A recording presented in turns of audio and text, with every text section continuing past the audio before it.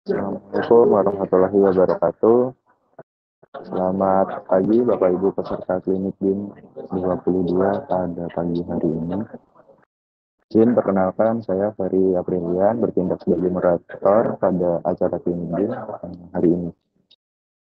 Pertama-tama sebelum memulai acara pada pagi hari ini, marilah kita semua berdoa kepada Tuhan Yang Maha Esa agar diberikan kelancaran hingga acara berakhir nanti.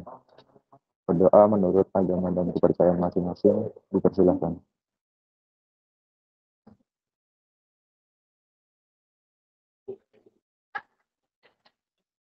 Tidak pernah selesai. Baik Bapak Ibu, sedikit pengantar dari kami, Pusdakin PUPR selaku penyelenggara Klinik BIM PUPR. Klinik BIM PUPR merupakan wadah kolaborasi untuk saling belajar dan berdiskusi antar para penggiat BIM dan diisi oleh para expert di dunia BIM.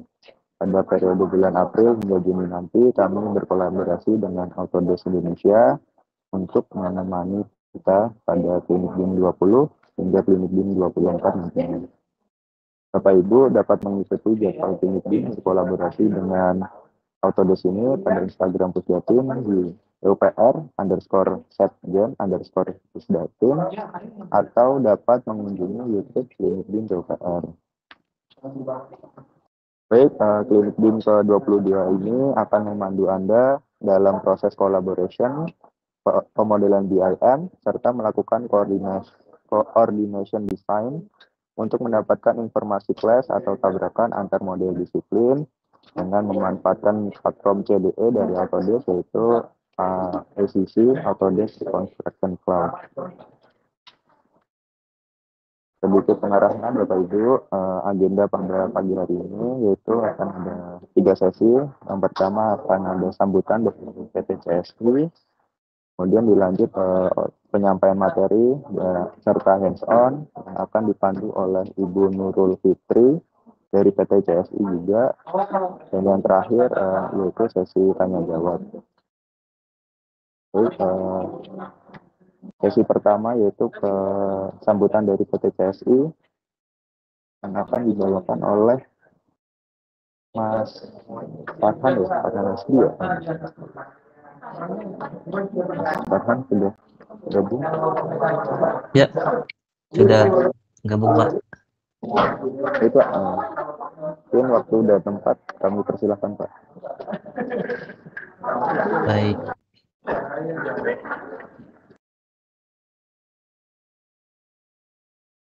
Selamat pagi. Assalamualaikum warahmatullahi wabarakatuh. Perkenalkan, nama saya Farhan Hasbi. Saya di sini sebagai sales representatif dari PT Cipta Satria Informatika. Jadi di sini saya ingin sedikit menjelaskan apa sih PT Cipta Satria, sedikit informasi saja. Di sini saya izin share screen ya Pak.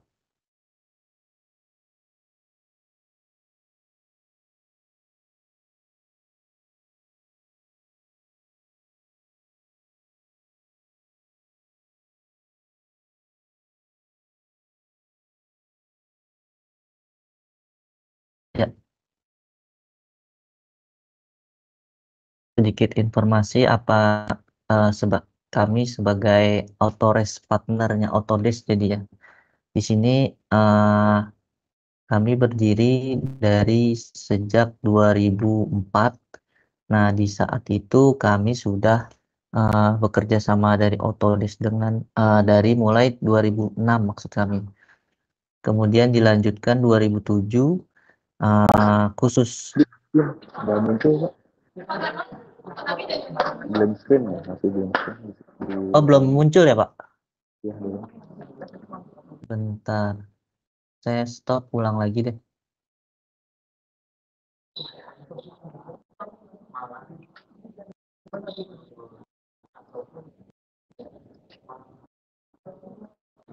Sumbang.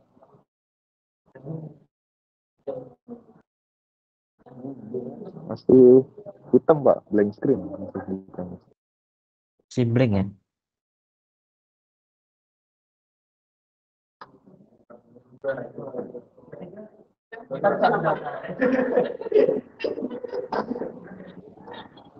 Sumbang,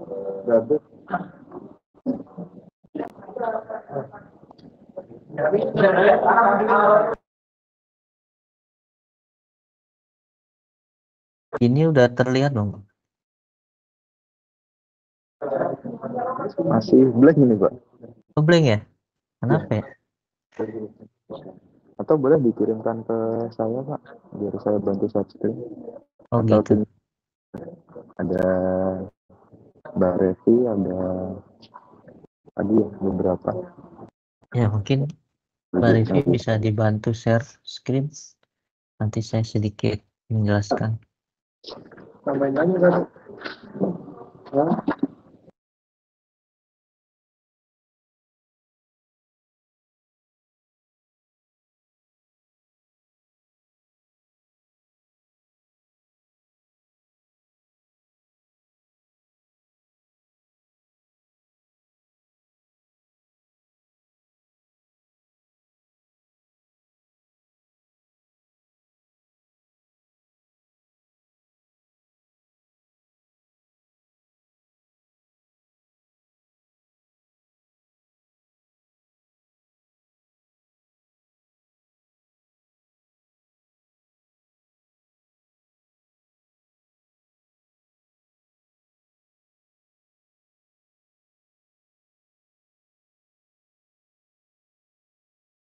Ya, terlihat.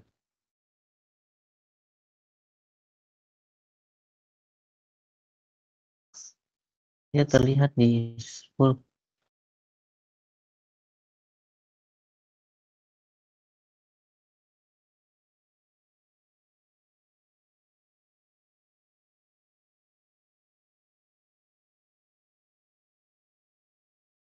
Baik, langsung saya mulai aja ya Pak. Izin tadi ada kesalahan teknis, mohon maaf.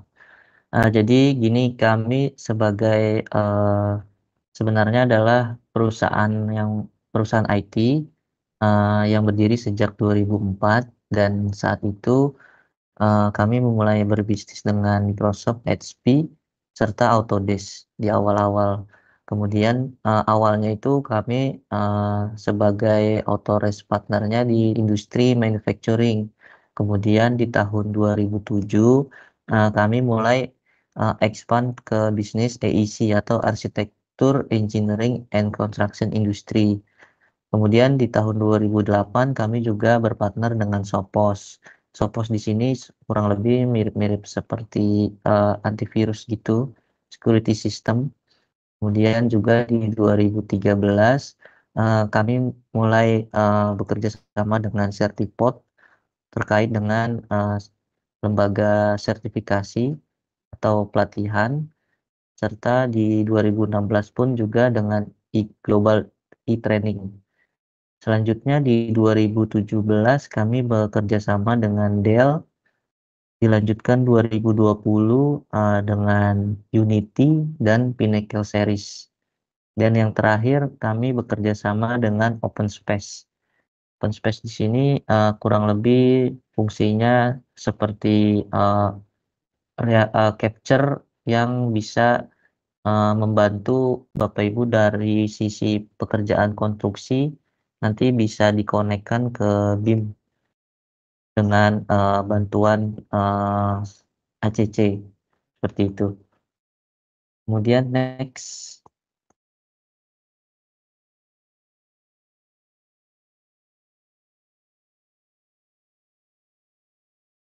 Ya, di sini ada beberapa tim kami.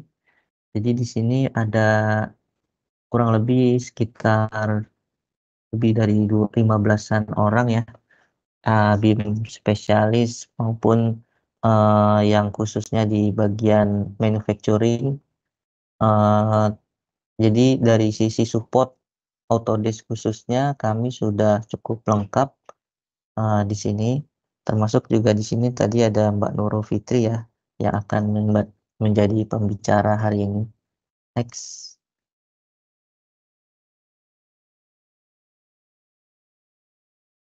Ya, di sini juga ada Customer Success Team.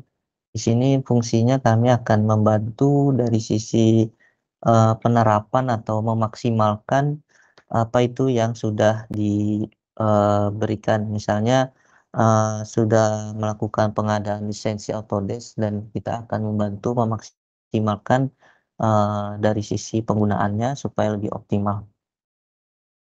Next.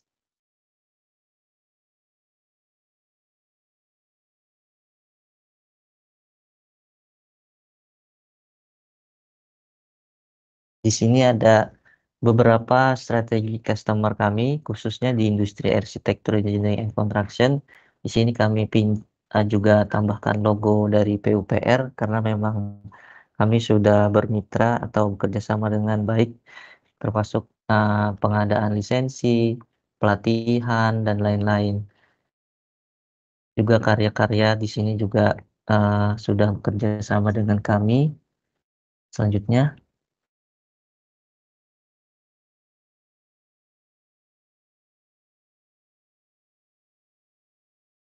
Nah, di sini khususnya di industri manufacturing, kami juga sudah bekerja sama dengan Inka, kemudian ada Toyota, Shimano, Gajah Tunggal, dan lain-lain. Next.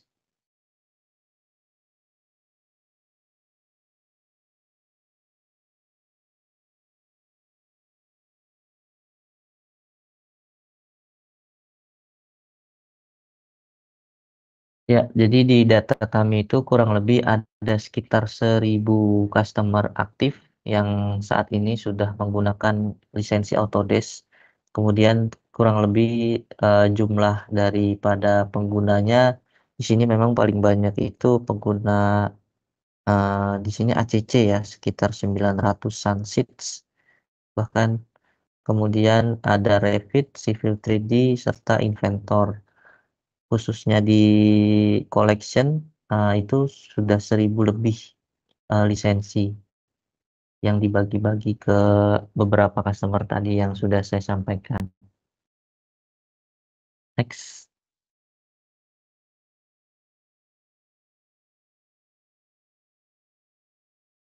Baik, mungkin itu saja yang bisa saya sampaikan untuk pengenalan sebagai Cipta Satria Informatika yang nantinya juga bisa dilanjutkan oleh Mbak Nurul ya. Saya kembalikan lagi ke moderator. Terima kasih atas perhatiannya. Terima kasih Pak Padam atas sambutannya dari PPCSI.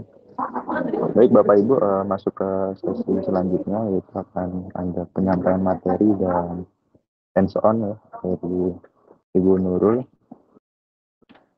Nurul sudah join ya? Selamat pagi Bu.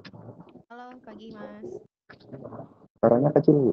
Oh, kecil ya? Sorry. Oke, sudah lebih baik? Better sih Bu. Oke, siap. Baik Bu Nurul, lama lagi waktu dan tempat kami persilakan. Oke, baik. Terima kasih Mas Ferry ya. Sebelumnya selamat pagi Bapak dan Ibu sekalian, peserta dari Klinik BIM kedua-dua ya. Perkenalkan, nama saya Nurul Fitri Sudibya, biasa dipanggil Nurul. Ya, saya adalah Application Engineer atau Technical dari PT Cipta Satria Informatika. Sebelumnya di sini saya izin untuk share screen ya, karena saya akan mempresentasikan sedikit nih tentang collaboration ya di dalam cloud. Oke, sebentar. Apakah sudah terlihat layar saya? Ya, sudah Bu. Sudah ya, baik. Oke, kalau gitu saya akan mulai ya. Di sini bahasannya adalah mengenai koordinasi dan kolaborasi desain dengan Autodesk BIM Collaborate Pro. Jadi ini adalah salah satu produk Autodesk ya yang memang cukup mulai banyak digunakan ya, terutama karena proses workflow-nya dan juga proses penggunaannya yang mudah dan juga tidak diperlukan keahlian khusus gitu ya, karena memang ini sangat membantu bagi teman-teman ataupun rekan-rekan yang bekerja baik itu nanti di dalam lapangan atau misalnya mungkin dari kantor ya, konsultan-konsultan, kontraktor, MK dan lain-lainnya gitu ya. Jadi memang ketika kita berbicara mengenai collaborate ya, itu memang bekerjanya sudah nggak cuma sendirian, tapi banyak orang-orang yang saling terlibat dan juga dari berbagai macam background dan lokasi ya. Oke, saya next. Ya. Jadi BIM Collaborate Pro ini tagline-nya adalah anytime, anywhere with AC collaboration. Ya, jadi memang bekerjanya itu kita bisa di mana saja dan kapan saja seperti itu ya. Nah, sebelumnya apa itu BIM Collaborate Pro? Jadi Collaborate Pro ini sebenarnya adalah salah satu platform ya. Kalau mungkin Bapak dan Ibu sekalian pernah dengar ACC gitu ya. Nah, itu kan adalah platformnya Autodesk. Nah, salah satu produknya itu adalah BIM Collaborate Pro. Di mana ketika kita sudah menggunakan Collaborate Pro ya, kita itu bisa bekerja dari satu file lalu dikerjakan itu secara bersamaan dengan teman-teman atau tim-tim yang lain. Nah, tapi memang tidak semua software AC Collection yang bisa diaplikasikan ya terhadap Collaborate Pro ini. Yang bisa diaplikasikan itu hanya Revit ya, lalu AutoCAD Plan 3D dan juga Civil 3D. Jadi memang 3 core dari software tersebut ya yang bisa kita lakukan collaboration-nya ya. Tapi selain itu belum bisa gitu ya. Jadi hanya 3 software saja yang bisa dilakukan ya. Nah, jadi biasanya nanti collaborate di dalam software tersebut ya para desainer itu akan saling bekerja ya, lalu saling bertukar pikiran, bertukar data dan lain-lain ya. Lalu nanti akan dikirim datanya ke dalam platform ACC-nya ya atau platform Collaborate Pro-nya. Nah, kalau misalnya dilihat di sini ya, ini adalah platformnya. Nah, kita bekerja itu nanti kan menggunakan Collaborate Pro gitu ya untuk di dalam softwarenya. Nah, nanti biasanya setelah di dalam Collaborate Pro-nya, kita akan mengirimkan hasil pekerjaan kita untuk dicek clash detection-nya itu terhadap BIM Collaborate ya. Jadi ini adalah 2 licensing yang berbeda gitu ya kalau kita berbicara license-nya. Jadi setelah bekerja dengan software-softwarenya ya, lalu kita akan kirim datanya itu, lalu kita bisa cek clash detection-nya, kita bisa memberikan notifikasi ataupun milestone terhadap tim-tim yang lain, lalu nanti semuanya akan tersimpan di dalam Docs gitu ya. Jadi walaupun kita menggunakan Collaboration Pro atau Collaborate biasa, itu tetap include Docs di dalamnya ya. Jadi itu salah satu kesatuan yang akan memudahkan rekan-rekan sekalian dalam bekerja. Nah, lalu nanti itu ya jika masuk semua tersimpan di dalam Docs, nah baru kita bisa mengecek lagi ya datanya. Misalnya kayak memberikan issue, memberikan markup dan lain-lain. Bekerjanya seperti Docs yang biasa gitu ya. Jadi setelah melakukan collaboration disimpan lagi semuanya datanya di dalam Docs. Ini saya next lagi. Nah, kenapa kita menggunakan BIM Collaborate Pro ya? Nah, ini mungkin kita berkaca juga kemarin kita sempat banyak WFH gitu ya, banyak sekali pekerjaan-pekerjaan yang dilakukan di dalam rumah, tetapi proses konstruksi, proses desain itu tetap harus berjalan. Maka di sini adalah salah satu tujuan diadakannya BIM Collaborate Pro. Karena walaupun kita bekerjanya itu di dalam rumah ataupun di tempat masing-masing, ya, tapi kita tetap bisa berkolaborasi ya untuk pekerjaannya. Jadi jarak, waktu, ataupun misalnya lokasi itu sudah bukan menjadi suatu alasan gitu ya, karena kita bekerjanya sudah bisa by cloud ya, sudah bisa langsung berkomunikasi, data dari teman-teman bisa langsung kita update dan lain-lain, sehingga itu sudah bukan menjadi masalah ya. Nah, jadi di sini ya, dari company-nya menggunakan software yang berbeda-beda gitu ya, itu nanti bisa dikirimkan juga datanya ke external company ataupun ke konsultan lain ya. Oke, saya next lagi. Ya, ini saya next lagi ya. Nah, jadi intinya tetap sama ya. Jadi kita bekerjanya itu di dalam suatu platform ACC ya dari Autodesk. Kita menggunakan beberapa produk ya. Salah satunya adalah Collaborate Pro dan Collaborate biasa ya. Lalu datanya akan disimpan di dalam Autodesk Docs ya. Kita lakukan workflow yang sama di Docs, approval dan lain-lain ya, sehingga nanti semua orang atau semua PIC yang bertanggung jawab ya, bukan hanya desainer, mungkin nanti ada owner-nya juga, ada kontraktornya, ada MK-nya dan lain-lain, itu bisa mendapatkan update dari yang kita kerjakan seperti itu ya. Memang prosesnya nanti ada beberapa produk dan prosesnya agak sedikit cukup panjang, tetapi memang pada akhirnya itu akan mempermudah pekerjaan dari rekan-rekan sekalian seperti itu. Ya, oke.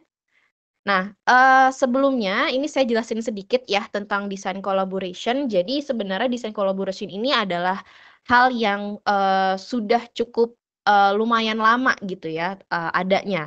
Nah, cuma memang kalau di zaman-zaman tahun 2020 ke bawah gitu ya, itu yang lebih terkenal adalah collaboration itu offline atau biasanya kita simpan datanya itu adalah di server kantor. Jadi kolaborasinya itu biasanya memang dilakukannya adalah tim-tim yang satu kantor. Misalnya kayak di PT CSI ini saya dengan teman-teman itu berkolaborasi lalu simpan datanya itu sudah di server kantor semua. Nah, tetapi, kalau misalnya balik lagi ya tadi, kita ternyata kena pandemik lalu misalnya kita harus bekerjanya beda-beda lokasi. Nah, itu kan agak susah ya kalau misalnya kita tetap menyimpan datanya itu dari server kantor. Sehingga, sekarang sudah ada produk yang bisa menyimpan datanya itu di server cloud ya.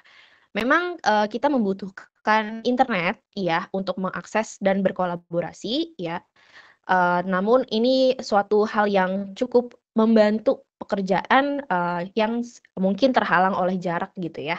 Jadi simpan datanya semuanya sudah di cloud, lalu nanti kita bisa akses dan juga, kita bisa melakukan pekerjaan seperti biasa, gitu ya. Jadi beberapa user itu bisa nanti terhubung ya, lalu bekerja nanti di dalam, Revit ataupun software-software lainnya, ya. Nah, untuk ACC sendiri ya memang secara kalau saya kotak-kotakan gitu ya, itu memang sebenarnya ada beberapa produk yang digunakan dalam masing-masing fase konstruksi. Contoh misalnya kalau kayak di, fase desain ya yang banyak sekali konsultan yang akan tergabung dan perencana dan lain-lain ya, memang produk yang, baik gitu ya atau cocok digunakan itu salah satunya adalah BIM Collaborate atau BIM Collaborate Pro, ya. Lalu kalau misalnya dalam fase, apa namanya, konstruksi mungkin nanti ada lagi produk-produk lain yang cocok untuk digunakan di dalam fase konstruksi tersebut gitu ya. Jadi memang, dimudahkan bagi, semua user ketika memilih produk itu dipilih sesuai dengan, fase konstruksinya itu sampai mana. Gitu ya. Jadi, apa namanya, kita bisa menyesuaikan ya, disesuaikan dengan, kebutuhan seperti itu.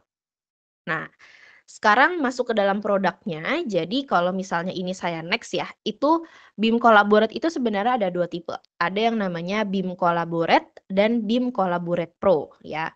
Nah, bedanya apa? Bedanya kalau BIM Collaborate itu dia hanya ada 3 fitur, yaitu adalah Autodesk Docs ya, yang mungkin Bapak dan Ibu tuh, udah sering banget ya menggunakan, yaitu Autodesk Docs.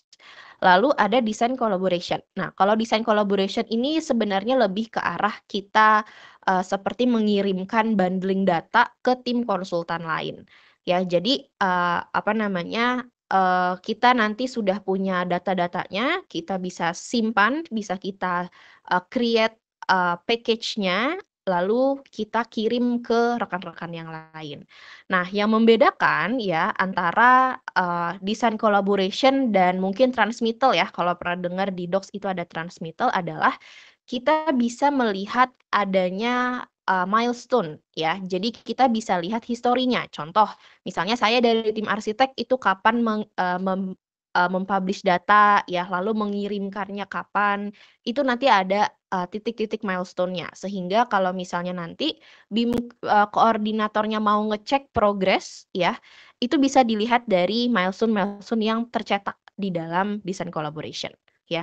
Jadi kita bisa tahu, oh mana nih tim yang ternyata kurang aktif atau misalnya mana tim yang sangat aktif itu kita bisa tahu ya. Lalu yang ketiga sorry, itu ada yang namanya model coordination. Nah, kalau model coordination itu adalah, untuk cek clash gitu ya. Jadi, kalau ada yang pernah mungkin menggunakan Navisworks ya, itu hampir sama. Ya, cuma bedanya ini sudah di cloud. Jadi nanti dari Clash-nya itu kalau misalnya mau dijadikan isu dan dikirimkan ke tim member yang lain itu sudah bisa langsung ya. Jadi nggak perlu di print dan dijadikan PDF itu nggak perlu ya. Jadi cukup semua bekerjanya pakai cloud aja. Nah, lalu yang kedua produknya itu ada yang namanya BIM Collaborate Pro ya. Bedanya yang Collaborate sama Collaborate Pro. Nah, bedanya apa? Yang membedakan itu sebenarnya hanya di Revit Cloud Work Sharing-nya. Jadi kalau yang Collaborate biasa kan hanya ada Docs, Design Collaboration sama Model Coordination ya. Nah, kalau yang Pro itu ada tambahan yaitu Work Sharing. Ya, jadi kita bekerjanya itu nanti sudah bisa menggunakan cloud ya. Kalau di Civil 3D atau di Plan 3D mungkin tidak live collaboration ya, tetapi kita bisa ngambil link Xref-nya itu dari luar atau dari cloud ya, nanti dimasukkan ke dalam project. Tapi kalau pakai Revit itu sudah bisa menggunakan yang namanya work sharing. Jadi contoh misalnya saya bekerja di bagian podium ya, misalnya saya di high rise building gitu ya. Saya mengerjakan bagian podium, lalu member lain ada yang bekerja di bagian level 1 sampai 5 gitu ya. Itu kita bekerja tetap sendiri-sendiri di laptop masing-masing. Nah, tetapi ketika nanti saya refresh datanya atau modelnya, itu otomatis pekerjaan teman saya yang di lantai 1 sampai 5 itu akan masuk ke pekerjaan saya. Jadi preview model dan juga propertiesnya itu sudah include semua. Ya, jadi bekerjanya itu bisa bareng-bareng, satu file itu dikeroyok bareng-bareng, dikerjakan bareng-bareng, ya, tetapi tidak mengganggu dengan pekerjaan kita masing-masing, ya. Jadi saya bekerjanya A, ya nggak masalah gitu ya.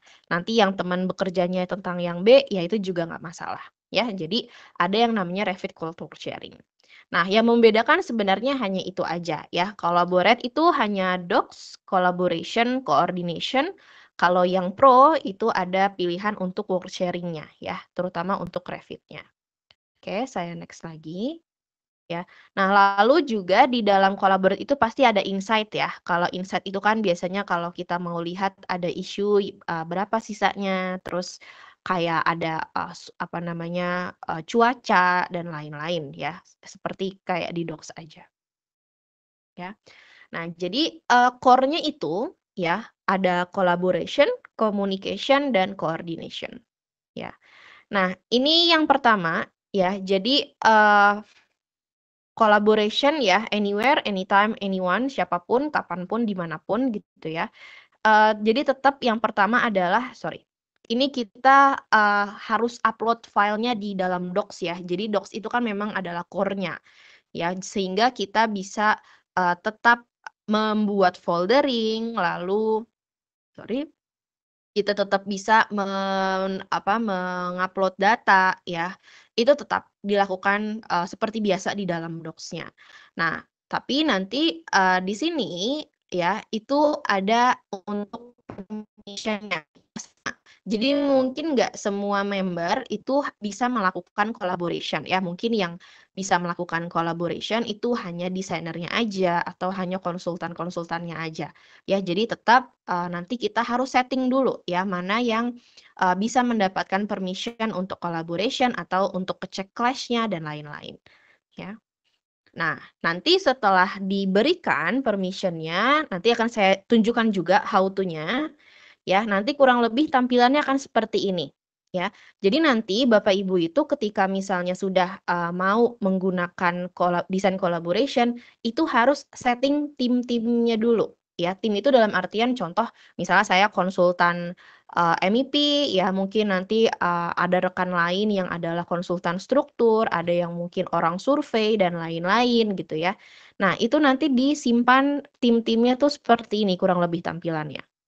Nah, nanti setiap timnya itu mau mengirimkan progres pekerjaan ya, itu otomatis akan terlihat milestone-nya di sini. Ya, jadi nanti di sini tuh kita bisa baca misalnya tim arsitek itu kapan terakhir mengupload file dan kapan terakhir dikirimkan ya atau dipublish ke teman-teman yang lain. Ya, jadi nanti dari BIM koordinatornya atau mungkin BIM manajernya nanti bisa mengontrol progres dari masing-masing tim itu di dalam milestone-milestone ini. Ya, jadi nanti kan akan bisa kita lihat ya. Nah, terus nanti member-member lain yang mungkin dari tim yang berbeda itu bisa mengkonsum data-data dari yang sudah dikirim sebelumnya. Ya, jadi setelah nanti dikonsum, otomatis akan tercopy ke folder yang kita inginkan. Sehingga nanti historicalnya itu juga akan kebaca. Versi 1, versi 2-nya itu tetap akan kebawa juga. Ya, jadi memang di sini tuh sebenarnya lebih memudahkan kita untuk mengontrol apa yang kita kirimkan ke teman-teman lain dan apa yang kita ambil sebagai referensi dalam pekerjaan kita. Karena balik lagi ya, kita nggak mau kerjanya udah lama, ternyata referensi kita mesti yang bulan lalu. Nah, itu kan nanti harus revisi ya, ngulang lagi waktunya dan lain-lain gitu. Jadi di sini kita kontrol semuanya sehingga adanya miskomunikasi terhadap data-data yang terupdate itu sangat minim.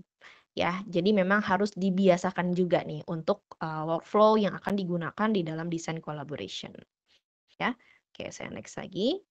Nah, nanti masing-masing ya dari dari isu atau misalnya dari collaboration yang kita lakukan ya, itu nanti bisa dijadikan issue dan di-assign ya. Ini sebenarnya hampir sama aja kayak issue yang ada di Docs. Jadi nggak ada bedanya gitu ya. Jadi kita bisa setting tipenya itu apa, lalu di-assign-nya ke siapa dan sampai tanggal berapa gitu ya. Itu sama aja kayak yang ada di dalam Docs. Nah, lalu yang kedua di sini nanti ada coordination ya, atau kita bisa cek clash-nya. Nah, yang menariknya adalah di dalam coordination di dalam ACC Collaborate ini kita itu bisa ngecek clash lebih dari 2 item. Kalau misalnya di Navis ya mungkin ada rekan-rekan di sini yang memang sudah berpengalaman menggunakan Navisworks ya. Kalau di Navis itu kan biasanya kita hanya 2 model atau 2 set gitu ya, 2 item. Nah, kalau di dalam coordination itu kita bisa ngecek lebih dari 2 model. Jadi kalau misalnya saya mau ngeceknya 3 model, 4 model itu nggak masalah ya. Itu bisa kita lakukan di dalam ACC atau di dalam coordination ini. Ya. Nah, nanti juga di situ kita bisa pilih mana model yang primary-nya, mana yang model secondary-nya ya, model yang utama sama model yang keduanya. Nah, nanti setelah dicek clash-nya kan nanti kurang lebih akan terlihat ya, di sini ada berapa clash-nya, lalu nanti itemnya apa saja gitu ya. Nah, itu nanti bisa langsung kita assign as issue. Jadi bisa langsung kita jadikan issue. Nah, terus menurut misalnya nih ternyata ini dinding arsitek sama dinding struktur di sini tuh kebacanya clash, padahal mungkin di lapangan tuh sebenarnya ya udah bukan clash gitu. Itu gimana? Nah, kalau misalnya ada item-item yang memang terbacanya clash, tapi di actual real world-nya mungkin bukan clash, itu bisa kita assign sebagai bukan issue ya. Jadi assign as not an issue kayak gitu. Jadi kita bisa assign sehingga modelnya itu nanti tidak akan terhitung sebagai clash lagi. Ya, tapi memang nanti mungkin dari rekan-rekan yang harus ngecek juga ya, mana yang kira-kira ini adalah isu, mana yang bukan. Sehingga nanti list dari isunya itu mungkin nggak akan terlalu banyak. Ya, nanti bisa juga di-assign ke orang yang bersangkutan langsung, seperti itu. Ya, oke. Nah, mungkin sebelum ke essential workflow untuk BIM Collaborate Pro-nya, ya, ini sebenarnya nanti akan dijelaskan untuk collaboration live-nya, ya, tapi ini saya sedikit mau menjelaskan dulu untuk ACC-nya, ya. Jadi, di sini tetap ya, kita itu nanti akan buat project ya seperti biasa ya, kita buat project lalu kita assign project-nya itu bagiannya apa dan lain-lain. Nah, nanti dari project admin ya, itu kan pasti akan meng-invite member-membernya ya, siapa aja nih orang-orang yang kira-kira akan masuk di dalam project dan role-nya apa saja. Nah, nanti seperti biasa ya, project admin itu pasti akan meng-invite membernya terlebih dahulu, ya. Jadi tetap kita nanti harus invite membernya dan kita masukkan emailnya ya. Nah, ini sebentar saya ditunggu dulu. Oke, sorry ini saya buka lagi.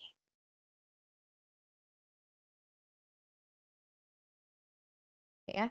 Nah, jadi nanti setelah misalnya sudah di-invite membernya gitu ya. Nah, nanti di dalam listnya itu ada yang namanya permission untuk produk ya. Jadi ini yang penting harus di-select di awal ya, karena kalau misalnya tidak diaktifkan produk-produknya, maka otomatis fiturnya nggak akan bisa digunakan.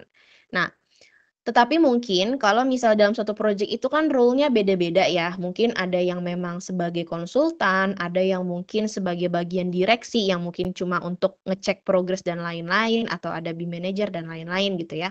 Nah, mungkin dari 10 orang ya, anggap misalnya saya punya 10 orang tim, 10 orang di dalam project-nya, mungkin nggak semuanya itu diaktifkan design collaboration dan model coordination-nya gitu ya. Jadi nanti tuh di sini setelah nanti membernya itu di-invite, kita bisa memilih ya, mana yang harus menggunakan design collaboration, mana yang tidak, dan lain-lain. Jadi memang disesuaikan juga nanti terhadap role dari masing-masing orangnya atau PIC-nya ya. Karena mungkin yang ternyata di bagian direksi tidak memerlukan design collaboration, cukup untuk ngelihat file-filenya aja di dalam docs ya. Jadi sangat fleksibel digunakan atau di settingnya nanti ya, butuhnya seperti apa. Nah, terus nanti setelah semuanya sudah dinyalakan ya, ini ada design collaboration dan model coordination ya. Kalau design collaboration udah nyala dan memiliki licensing untuk Pro, itu otomatis bisa live work sharing ya. Tapi kalau misalnya tidak punya license yang Pro, maka yang bisa dilakukan hanyalah untuk yang tadi kirim package dan milestone-nya ya. Nah, nanti setelah semuanya nyala seperti ini, otomatis di bagian yang project admin ini ya, kalau saya buka itu akan ada docs-nya, ada design collaboration, dan juga ada model coordination-nya ya. Kalau tidak dinyalakan, maka yang kelihatan nanti cuma yang aktif aja. Kalau misalnya saya matikan design collaboration, maka nanti di sini akan hilang design collaboration-nya ya. Jadi nanti disesuaikan juga dengan kebutuhan dari masing-masing usernya. Nah, lalu nanti seperti biasa, jadi kalau misalnya menggunakan design collaboration sama menggunakan coordination, itu kan kita tetap perlu filenya gitu ya. Jadi nanti Bapak sama Ibu tetap ya harus mengupload lagi di dalam docs-nya. Dibuat folderingnya, disesuaikan seperti apa dari project yang mungkin sudah berjalan atau sudah selesai. Ya, itu folderingnya seperti apa. Ini saya buat folder yang sangat sederhana ya, supaya kita mudah. Nah, nanti tetap ya di sini harus di-upload dulu file-filenya ya. Jadi misalnya yang struktur, nanti ada file Revit-nya dan lain-lain. Jadi tetap ya semuanya itu harus di-upload filenya di dalam docs-nya ya. Karena memang core-nya kan juga salah satunya adalah docs ya. Jadi penyimpanan dari file-file tersebut tetap disimpan di dalam docs ya. Jadi tetap semuanya disetting. Kalau ada yang mungkin perlu setting permission ya, itu juga dilakukan aja hal yang sama. Jadi tetap bekerja di docs itu sama seperti biasa ya. Oke. Nah, setelah itu nanti mungkin saya nggak akan banyak menjelaskan mengenai docs ya. Jadi cukup apa namanya melakukan hal yang biasa dilakukan aja. Lalu nanti misalnya kita mau coba untuk design collaboration. Nah, di sini nanti Bapak sama Ibu bisa klik aja di bagian design collaboration-nya. Ya, sorry ini udah ada yang saya buka. Design collaboration. Ya. Nah, jadi nanti di dalam design collaboration ini yang pertama ya, itu akan ada yang namanya home ya. Jadi home ini ya itu tempat kita nanti melihat milestone-nya. Nah, ini saya kan baru buat satu ya, nanti kita akan buat tim yang baru ya atau apa namanya member-membernya ya, member-member barunya nanti kita akan buat baru di sini. Lalu nanti ada isu, jadi sama semua isu yang kita buat itu otomatis akan terlist juga di dalam sini. Lalu ada project statusnya. Jadi kalau project status ini biasanya akan refer terhadap folder spesifik folder gitu ya. Nanti di situ akan ada keterangan apakah sudah sukses dipublish atau masih ongoing. Karena kan biasanya kalau kita upload file di dalam Docs itu kan runningnya agak processing datanya kan agak cukup lama ya, terutama kalau file-file berat. Jadi nanti di sini akan ada seperti keterangannya gitu ya, apakah sudah sukses apa belum. Lalu ada changes, ya changes ini biasanya kalau kita mau lihat seperti versioning, jadi seperti perubahan antara versi pertama dan versi yang kedua, tapi spesifik hanya di item tertentu. Contoh, misalnya kalau di arsitek mungkin kan masalah desain pintu itu kan bisa berubah-ubah gitu ya, mungkin posisinya, mungkin tipe ukurannya dan lain-lain. Nah, terus ternyata saya nih di sini bertanggung jawab untuk sebagai desainer pintunya misalnya gitu. Nah, jadi nanti di sini saya bisa membuat watch group ya. Ini ada watch groupnya. Itu saya bisa pilih spesifik hanya di item pintu aja. Jadi setiap nanti ada package yang baru atau misalnya saya mengupload file baru gitu ya, itu otomatis akan ada kelihatan watch terhadap pintu itu berapa banyak. Ya, misalnya ada 10 perubahan, ada 20 perubahan, itu akan terlihat. Tapi spesifik ya, hanya di pintunya aja. Kalau di versioningnya Docs itu kan semuanya ya yang kebaca. Sedangkan kalau desainer yang tertentu gitu ya, itu mungkin ya hanya butuh item itu aja. Jadi bisa nanti dilihat di dalam sini. Lalu nanti ada meetings, ya kalau meetings ini sebenarnya bukan untuk kita melakukan online meeting, jadi hanya sebagai kayak reminder aja. Misalnya ada meeting tanggal sekian, link Zoom-nya apa atau link Miss Team-nya apa itu nanti akan terlihat di situ semuanya. Lalu nanti bisa juga kita tambahkan meetings minute-nya. Ya, jadi kayak catatan-catatan meetingnya apa saja, lalu biasanya kan ada penanggung jawabnya dan statusnya gitu ya. Siapa orangnya itu nanti bisa di-assign. Ya, jadi bisa dilakukan. Sama correspondence juga itu biasanya kalau kita mengikuti meeting ya nanti ada correspondence-nya. Terus ada report, ini biasanya kalau kita punya isu, jadi nanti isunya itu di setting ya sebagai reportnya berapa banyak isu bulan ini, misalnya atau per minggu ini dan lain-lain. Lalu ada member, ya ini sebenarnya member biasa ya, member kayak yang di project admin, tapi masuknya di dalam design collaboration. Lalu ada bridge. Nah, kalau bridge ini kan biasanya fungsinya adalah untuk saling bertukar data, baik itu di dalam beda project atau misalnya di dalam beda hub gitu ya. Jadi bisa dilakukan ya nanti untuk switching datanya dan lain-lain. Nah, terus nanti di sini juga ada setting. Jadi rekan-rekan yang misalnya mau mulai menggunakan collaboration ini ya, yang pertama itu adalah kita harus setting dulu ya. Jadi nanti di sini ada yang namanya tim setup ya. Nanti dari project admin ya tugasnya adalah membuat timnya ya.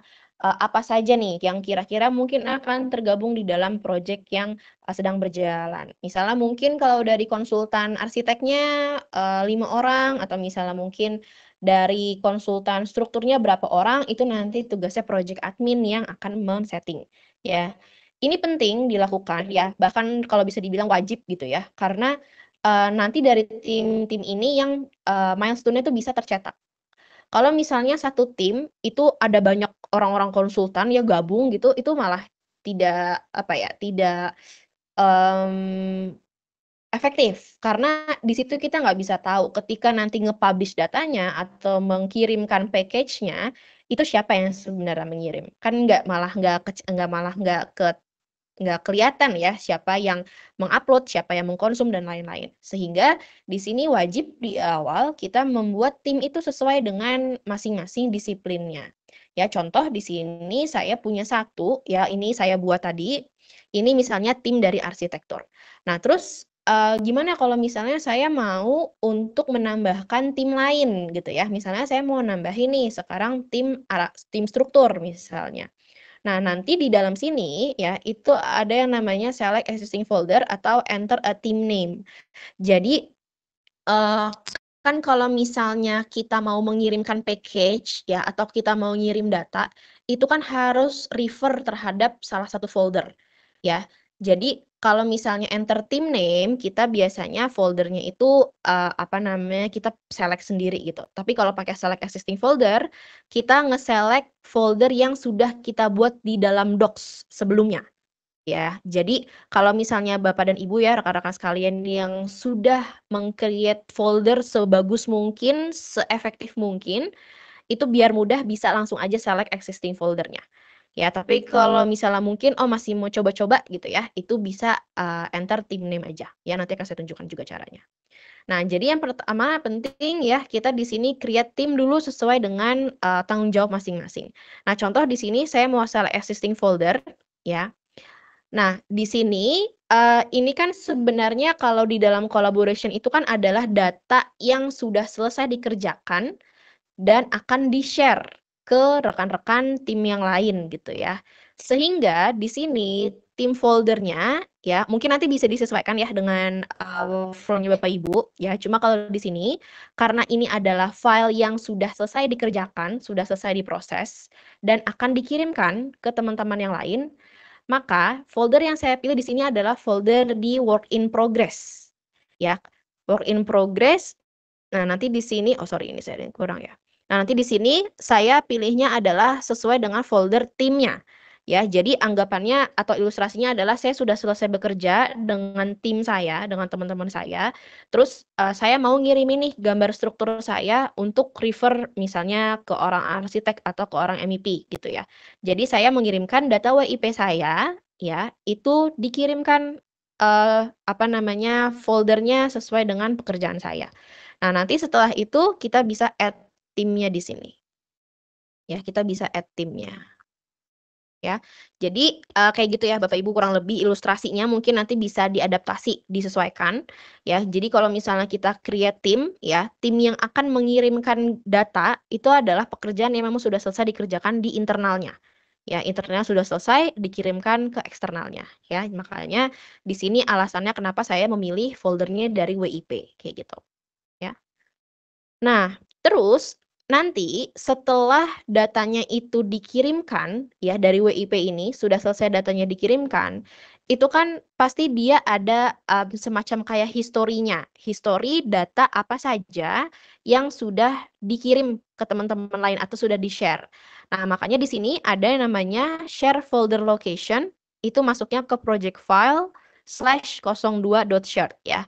02.shard ini adalah folder yang saya buat sebelumnya ya. Jadi sudah di docs-nya sudah dibuat sedemikian rupa. Nah, itu saya masukkan file-file ya yang sudah di-share ke eksternal tim lain, itu akan tercopy ke share ini. Ya, jadi di dalam share ini nanti kita bisa ngecek apa sih data yang udah dikirim, mana yang belum ya. Jadi flow-nya kurang lebih seperti itu ya. Nah, terus kalau misalnya kita mau menambahkan tim yang baru gitu ya, itu kan kalau tadi kita pakainya existing foldernya. Nah, kalau misalnya kita mau bikin tim baru, misalnya MEP kayak gini, ini juga boleh. Ya, itu tinggal kita add aja. Ya, jadi kalau misalnya mungkin mau diklasifikasikannya berdasarkan nama perusahaan, itu pun boleh banget sebenarnya. Ya, jadi disesuaikan aja. Nah, ini misalnya saya add tim MEP-nya, nanti dia otomatis akan masuk di dalam list timnya. Ya, paling nanti tinggal kita setting ya foldernya itu masuknya kemana. Ya, oke. Nah, terus nanti kalau misalnya ini masih loading ya. Nah, di sini ini MEP-nya sudah selesai ya, sudah buat. Nanti di sini ada included foldernya, itu saya bisa buka. Ya, terus nanti di sini saya harus menspesifikasikan folder dari tim MEP itu yang mana. Ya, jadi ini saya pilih included folders, saya pilih select foldernya. Nah, nanti tinggal saya sesuaikan gitu ya. Jadi nanti itu bisa disesuaikan juga untuk foldering dari timnya. Nah, terus setelah selesai ya kita setting tim untuk masing-masing konsultan misalnya, di sini saya masuk dulu ke home-nya. Nah, nanti di sini ada warning ya, new team has been discovered. Ya, tadi kan kita baru bikin tim baru, jadi nggak masalah. Nah, lalu nanti di sini ya, ini ada nama 0101 ARS, berarti ini saya sedang di dalam timnya arsitek ya. Jadi kalau misal ini ada titik 3, ini saya buka gitu ya. Nanti tuh di sini ada share ya. Share itu adalah file-file yang sudah dikirimkan dari tim lain dikirimkan dari satu tim ke tim yang lain. Lalu di sini ada tim yang sedang saya gabung ya, yang sedang saya aktifkan. Nah, kalau buka di share ini nanti otomatis di situ akan muncul list tim yang lain. Nah, ini kebetulan karena kan saya project admin ya. Jadi kalau project admin itu kan memang bisa akses ke semua tim gitu. Nah, kalau misalnya Bapak dan Ibu nanti adalah project member yang memang secara permission itu ditentukan oleh adminnya ya. Nanti itu yang bisa dibuka atau yang bisa kita klik gitu ya, itu hanya yang kitanya di-invite aja gitu. Jadi kitanya yang join, nah itu yang bisa dibuka. Kalau misalnya saya adalah tim struktur gitu ya dan sebagai project member only, nah itu memang saya nggak akan bisa buka kayak tadi ke MEP, ke arsitek tuh nggak akan bisa. Jadi yang saya bisa lihat itu hanyalah list atau bacaannya tuh sesuai dengan tim saya sendiri gitu ya. Jadi ini kenapa alasannya saya bisa ganti-ganti ke arsitektur, ke MEP, ke struktur, karena memang saya adalah project admin gitu ya. Kalau bukan project admin, yang bisa saya buka itu hanya yang saya di-invite aja. Kalau nggak di-invite itu nggak bisa ya, jadi nggak masalah.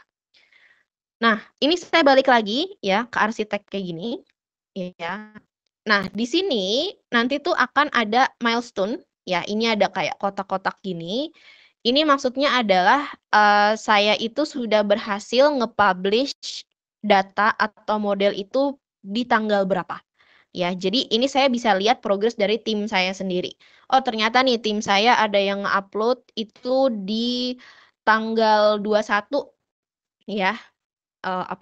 Filenya versi 1 nih kalau dilihat itu ada namanya gitu ya. Terus nanti di sini ada lagi ada clinicbeam.rvt versi 2 gitu. Jadi itu tuh saya bisa tahu file-file apa saja yang sudah berhasil dipublish oleh tim saya. Nah, terus gimana caranya kalau misalnya saya mau nge-upload atau mau mengirimkan package ke tim yang lain gitu ya. Kan ini baru arsitek nih, oh saya ternyata butuh kirim gambar nih ke orang ke tim-tim lain nih, ke tim struktur, ke tim MEP saya perlu gitu. Nah, cara untuk menambahkan package-nya ya, kita sebutnya istilahnya itu namanya package. Ya, itu adalah yang pertama, kita di sini pilih create package-nya. Ya, saya pilih create package-nya dulu. Ya, nanti di situ dia akan refer terhadap folder yang kita pilih di awal tadi. Kan tadi kita milih ya struktur, foldernya di struktur, arsitek di arsitek gitu. Nah, ketika nanti kita mau create package, otomatis dari ACC-nya sendiri akan ngebaca file apa saja yang ada di dalam folder tersebut. Di luar folder tersebut itu nggak akan kebaca sama ACC. Ya, nah contohnya kayak gini. Di sini nanti ada yang namanya set, ya, ada model, ada dokumen. Nah, ini tuh tergantung ya nanti filenya itu apa aja di dalam folder tersebut. Nah, misalnya saya ternyata mau ngirim yang RAC Advanced Sample Project. Nah, nanti itu dari modelnya ini bisa saya select. Jadi kalau misalnya kayak clinicbeam ini kan saya belum perlu ya. Nah, itu jadi kalau misalnya nggak di-select pun nggak masalah gitu ya. Jadi yang perlu saya select itu hanya yang mau saya kirimkan saja. Nah, nanti setelah misalnya dicentang gitu ya, itu nanti bisa langsung di-save ya, di-save, jadi dia akan nge-saving package-nya. Nah, terus sebelum kita close ya, ini kan baru di-save package-nya. Tapi ini belum dikirim nih ke dalam atau ke member-member tim yang lain. Nah, kalau misalnya nanti tim member lain itu biar bisa ngekonsum gitu atau mengambil datanya, itu harus di-share terlebih dahulu. ya. Jadi di-select dulu filenya, terus tadi pilihannya kita save dulu. Nah, lalu baru di sini kita share. Ya, kalau mau di-compare itu kalau udah punya versi lain ya. Ini kan saya baru versi 1 nih kebetulan. Jadi kalau ada versi 2 nanti bisa di-compare. Ya. Nah, kalau di-delete berarti nggak jadi di-save. Maksudnya sorry, nggak jadi di-share ya. Jadi ya udah dihapus aja. Nah, ini saya share dulu ya. Saya share dulu. Nah, nanti di sini saya kasih nama ya. Misalnya package-nya mau dikasih nama arsitek update 21 misalnya. 105. Ya, jadi kalau nama ini sebenarnya nggak ada apa ya, nggak ada ketentuan gitu ya. Jadi kalau misalnya nanti dari tim rekan-rekan Bapak Ibu sekalian buat BIP-nya mungkin nanti mau di-setting penamaannya harus seperti apa, itu boleh banget ya, disesuaikan aja. Ya, tapi kalau dari ininya sendiri, ACC-nya itu nggak ada khususnya gitu ya, jadi nggak masalah.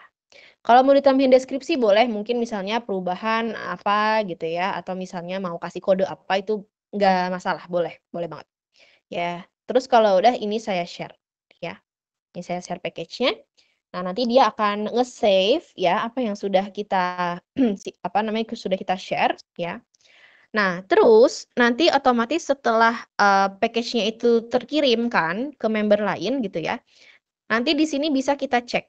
Nah, jadi kalau Bapak dan Ibu lihat kan di sini ada ada 3 milestone gitu ya, tapi beda bentuk.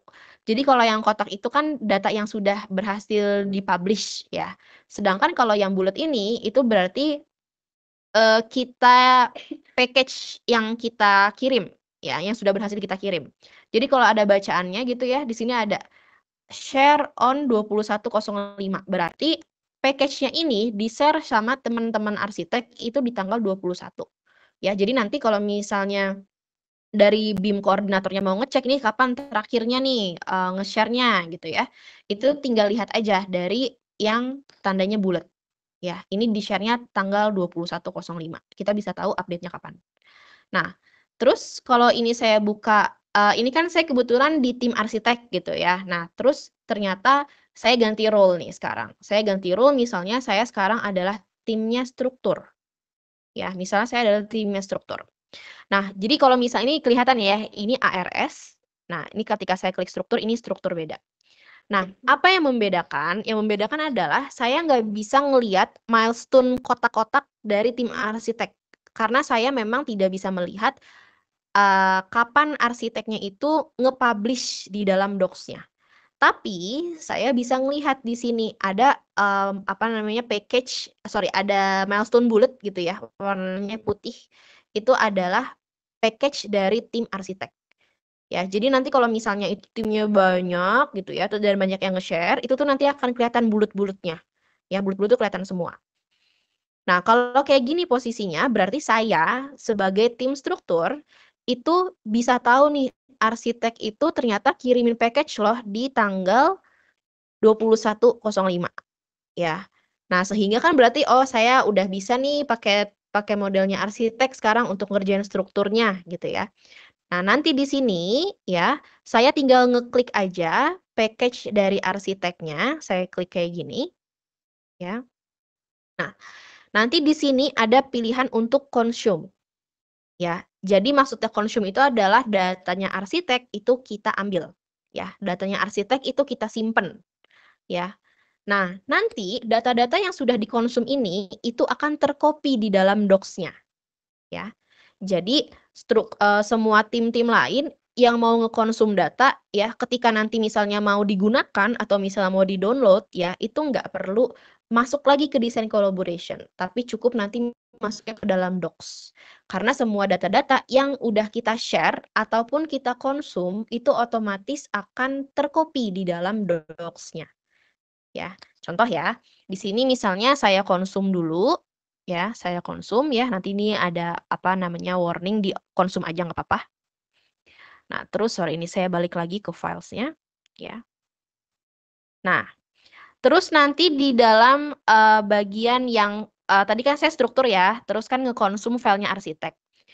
Nah, nanti di dalam data WIP, ya, data WIP-nya ini itu di strukturnya akan muncul satu folder baru yang memang di-create oleh sistem. Ini bukan saya yang create, tapi yang create adalah sistemnya CC. Ya, di sini nanti ada bacaannya konsum. Nah, ini kalau saya buka lagi folder konsumnya, di situ akan tertera file atau directory folder yang saya ambil. Jadi kalau tadi kan saya struktur nih, terus kan ngekonsum filenya arsitek ya dari foldernya WIP arsitek gitu ya. Nah, ketika nanti saya konsum filenya, otomatis nanti sistem akan ngebuat satu folder. Nah, kalau saya buka, itu ada file yang saya konsum tadi, gitu ya. Jadi kalau misalnya nanti berulang konsumnya dengan file yang sama, itu versioning-nya akan berubah, ya. Jadi nanti rekan-rekan sekalian itu nggak perlu bingung kalau misalnya udah konsum nih, konsumnya itu filenya di mana ya, itu nggak perlu buka lagi desain collaboration, tapi cukup buka dari folder project-nya aja, ya folder konsum kita gitu ya. Nah, begitupun juga dengan arsiteknya ya. Jadi, oh sorry, ini ke copy double kayaknya tadi saya buat juga soalnya. Jadi kalau misalnya kayak saya arsitek, terus saya kan tadi ngebuat package ya, mengirimkan package. Nah, otomatis file yang saya kirimkan itu dia akan tercopy di sini. Ya, jadi nanti dari sistem itu akan ngebuat satu folder baru ya, itu namanya sama kayak yang WIP-nya, kayak folder directory awalnya. Nah, nanti file yang udah di-share itu akan tercopy otomatis ke dalam folder yang baru ini, gitu ya. Jadi sebenarnya mungkin Bapak Ibu masih agak-agak bingung gitu, nggak apa-apa ya. Tapi pada intinya semua file-file yang kita kirim atau kita ambil itu otomatis akan tercopy di masing-masing foldernya. Ya, jadi kita nggak perlu bingung ya, hanya perlu membiasakan diri aja ya, karena nanti semua filenya itu akan ada historinya ya. Di sini nanti ada versi satunya lagi, nanti kalau misalnya saya nge-share terus saya konsum, nanti ada versi 2-nya, versi 3-nya dan lain-lain ya. Nah, biasanya ini memang digunakan kalau misalnya kayak kayak struktur mungkin kan butuh filenya arsitek ya buat referensi. Nah, itu biasanya nanti tim struktur kalau udah ngekonsum data, itu langsung aja masuknya nanti di dalam konsum ini. Otomatis itu bisa tinggal langsung diakses aja datanya, gitu ya. Jadi sebenarnya cukup simpel ya untuk collaboration ini. Memang yang agak sedikit perlu waktu itu kan membiasakan dirinya aja sebenarnya ya. Tapi kalau misalnya nanti sudah dicoba ya, mungkin setelah workshop ini mungkin Bapak Ibu mau coba-coba gitu ya, itu pasti akan berasa lebih mudah. Walaupun mungkin di awalnya kayaknya pusing gitu ya, tapi nggak masalah. Itu nanti bisa disesuaikan aja ya dengan project-nya masing-masing.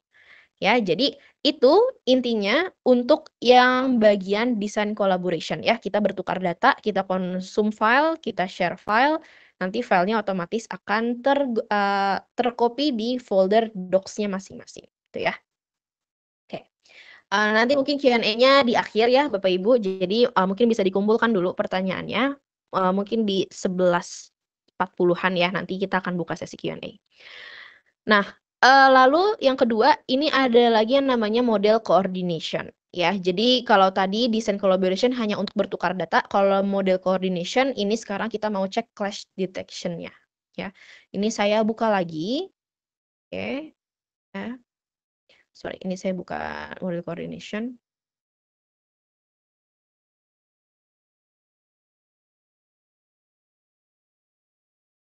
Nah, jadi nanti di model coordination ini, ya, itu kita bisa ngecek clash, ya, berapa banyak filenya itu kan nanti tergantung ya dari foldering ataupun kebutuhan dari project kita.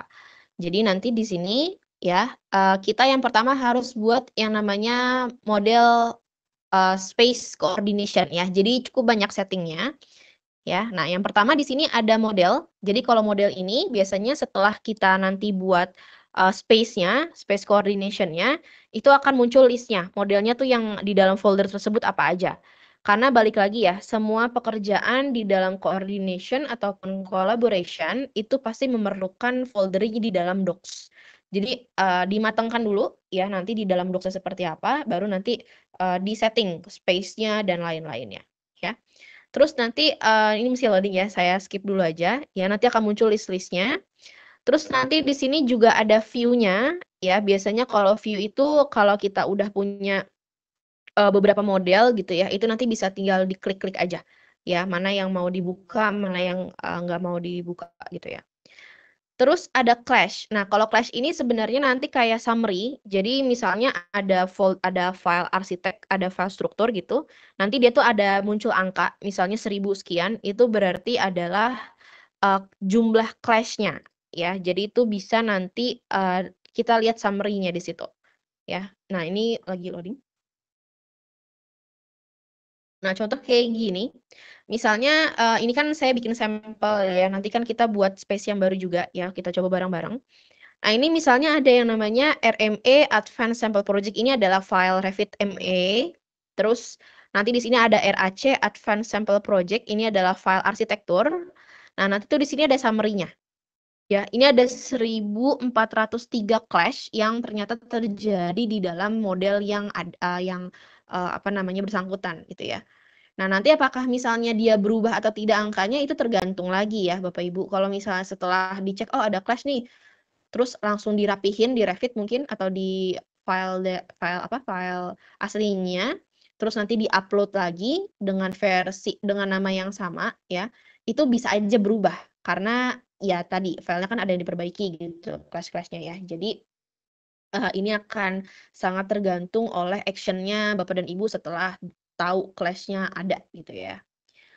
Terus nanti ada isu. Jadi apa namanya pekerjaan-pekerjaan yang dianggap isu ya itu otomatis nanti akan terlist di sini. Sorry.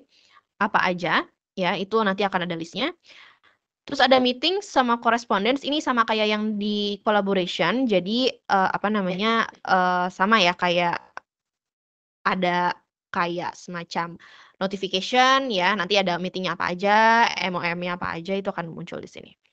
Terus ada member ya, member juga sama. Di sini kan apa namanya ada orang-orangnya ya, nanti siapa aja dan permission-nya apa saja.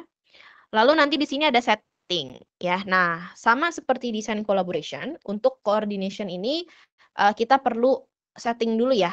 Jadi kalau tadi bikin teams, karena kalau sekarang kalau di coordination itu namanya kita bikin coordination space ya. Jadi coordination space ini fungsinya itu adalah supaya kita itu bisa tahu nih file yang akan dicek clash-nya itu adalah file yang di folder mana. Misalnya oh kan kalau bekerjanya misalnya dari WIP gitu ya, dari pekerjaan yang sedang berlangsung, ya nanti kita bisa pilih di situ apa namanya foldernya di folder WIP. Atau mungkin oh ternyata file yang sudah harus dicek itu adalah file-file yang sudah fix gitu ya, yang mungkin sudah melewati approval atau misalnya sudah di-share ya, sudah di-share package dan lain-lain itu juga disesuaikan aja ya. Nah, di sini saya misalnya nge-create nih, ya saya create baru coordination space. Saya kasih nama, misalnya di sini saya kasih nama Clash Building. Ya, nanti namanya sih bebas aja ya, disesuaikan. Clash. Ya. Terus nanti di sini saya harus pilih dulu foldernya. Jadi Bapak Ibu kalau misalnya mungkin punya spesifik clash yang akan dilakukan dan di folder tertentu gitu ya, itu nanti bisa menyesuaikan aja foldernya yang mana. Balik lagi foldernya nanti kalau bisa sih sudah sematang mungkin gitu ya, biar nggak bingung nanti ketika kita mau membuat space-nya, membuat teams-nya atau approval workflow dan lain-lain ya, jadi disesuaikan. Nah, kalau misalnya yang pertama kan tadi saya masuknya itu ke dalam folder WIP. Nah, kalau yang ini Clash Building misalnya saya masuknya di folder share. Jadi saya tinggal pilih aja ya. Mau boleh di sini di share ya. Berarti kan kalau pilihannya itu di 02 share semua folder ya, dan file yang ada di dalam sini kan akan kebaca. Tapi kalau mau spesifik mungkin nanti hanya di salah satu folder itu juga nggak masalah. Ya, disesuaikan aja. Nah, ini saya create dulu aja. Ya. Nah, nanti di sini ya clash detection-nya pastikan dia menyala ya. Jadi dia tetap on. Terus di sini nanti ada folder path-nya yang tadi kita pilih gitu ya. Nah, nanti di sini kalau misalnya sudah tidak diperlukan space-nya itu nanti bisa dideaktif aja ya. Jadi ibaratnya kayak dimatikan gitu ya fiturnya, itu nggak apa-apa. Nah, terus setelah kita buat coordination space-nya, di sini kita coba buka di bagian model. Ya, di bagian model ini. Nah, terus kalau misalnya dilihat, di sini tuh ada yang namanya itu coordination space di sebelah kanan. Jadi kalau misalnya dibuka, itu tuh nanti ada class building sama arsitektur versus struktur. Nah, ini juga kebetulan karena saya adalah project admin, jadi saya kan full akses ya terhadap semua coordination space. Nah, kalau misalnya, saya sekarang mau ngeceknya ini di coordination space yang class building, Mbak, bukan di WIP lagi, karena kan ini foldernya folder WIP ya, kalau dilihat ini kan foldernya WIP semua. Nah, terus ternyata sekarang sudah ada peningkatan desain gitu ya, udah masuknya itu ke folder yang share. Berarti tinggal diganti aja coordination space-nya ke class building ini. Ya, nanti isi foldernya pun yang menyesuaikan dengan yang ada di dalam project-nya. Nah, ini kebetulan cuma punya satu, karena tadi kan baru arsitek yang ngirimin package ya. Sorry, ini saya coba lagi biar ada strukturnya. Sorry ya, saya coba dulu sedikit. Tadi di dalam ini sih deh. Ya. Tujuannya kenapa? Tujuannya supaya nanti di sini masuk RST. Ya, jadi ceritanya itu ada folder-folder atau file-file yang sudah di share package gitu ya, itu mau kita cek clash-nya gitu. Kalau di dalam yang arsitek versus struktur, ini kan masuknya di WIP, jadi kan masih ongoing gitu ya desainnya gitu. Jadi saya mau ganti ya, di sini strukturnya ya, ini timnya struktur, saya create package dulu ya, saya create package, terus nanti saya pilih di sini modelnya yang RST ya. Terus udah saya save dulu ya, baru nanti saya share. Gampang ya? Saya share, ini biarin aja namanya, saya share lagi. Nah, nanti setelah package-nya sudah selesai di-sharing, ya, ini modelnya kan baru arsitek ya, saya coba refresh dulu, ya, harusnya nanti RST-nya udah masuk, karena sudah masuk ke dalam folder share. Bentar ya. Kita tunggu dulu, ya. Ini masih last check-nya kan 11.14, ya. Nah, nanti biasanya kalau misalnya dia sudah berhasil, ya sudah selesai di-refresh, ya ini masih ke-refresh juga. Nah, nanti dia akan muncul di sini ada RST-nya. Ya, coba saya refresh lagi. Ya, ini tadi di dalam WIP, ya. Ini saya buka lagi class building. Nah, ini udah masuk ya Bapak Ibu. Jadi di sini kan memang saya pilih foldernya itu kan dari folder share. Jadi ketika filenya itu sudah saya share dari collaboration, dia akan ke copy dan masuk ke dalam sini, masuk ke dalam coordination space yang di folder share ini gitu ya. Paham ya maksudnya ya? Jadi nanti di situ setelah di-share dia otomatis akan ke copy di sini. Nah, nanti ini tinggal kita select aja kayak gini. Ya kalau ada 3 nanti tinggal MEP-nya mungkin harus di-share ulang. Terus nanti baru dicek bisa 3 soalnya. Ya, bisa dipilihnya 3. Nah, ini di bagian yang model ini saya pilih dua-duanya. Nanti kalau udah saya tinggal open in viewer. Ya, saya pilih open in viewer. Dia akan ngeloading modelnya gitu ya. Jadi biasanya semakin besar ya mungkin makan 1-2 menit gitu nggak masalah. Oke, nah nanti dia tampilannya akan seperti ini. Ya. Nah, ini kan baru modelnya ya. Jadi sebenarnya tuh ini baru gabungan. Kalau misalnya saya gerak-gerakin ya, ini tuh masih ada gabungan dari model strukturnya, RAC-nya sama model RST-nya. Ya, kayak gini. Ya, ini file sampel dari Revit-nya. Nah, terus kalau misalnya saya mau lihat clash-nya, saya tinggal klik di bagian clash ini. Nah, nanti tuh di sini akan kelihatan warna merah sama warna hijau, ya. Warna merah itu biasanya adalah file primary atau file utamanya, lalu yang warnanya hijau itu adalah secondary-nya. Kalau misalnya nanti ada lebih dari 2 model, itu biasanya akan ada list-nya lagi di bawah, ya. Nah, terus nanti di sini bisa kita klik. Nah, nanti dia bentuknya kayak gini. Ya, saya bisa tahu di sini ada assemble stair yang clash terhadap dinding. Nah, kayak gini. Ya, ini tuh bisa saya buka-buka gitu. Terus misalnya kayak di assemble, coba saya buka yang lain ya. Misalnya basic wall. ini dia clash terhadap floor sama beam kayak gini ya. Jadi nanti bisa dicek kayak gini sama Bapak Ibu ya. Nah, terus kalau misalnya oh ternyata ini clash-nya parah banget nih yang bagian tangga. Kenapa kok ternyata bisa kayak gini ya gitu. Nah, ini kan berarti kita butuh konfirmasi atau misalnya kita kan butuh ngasih info nih ke PIC yang bersangkutan. Nah, nanti di sini ya setelah kita select clash-nya itu bisa kita langsung pilih create issue. Ya, jadi di bagian sini ada create issue, kita klik. Nah, ini nanti kita titikin aja ya. Ini titikinnya bebas. Misalnya saya di sini titikin. Ya.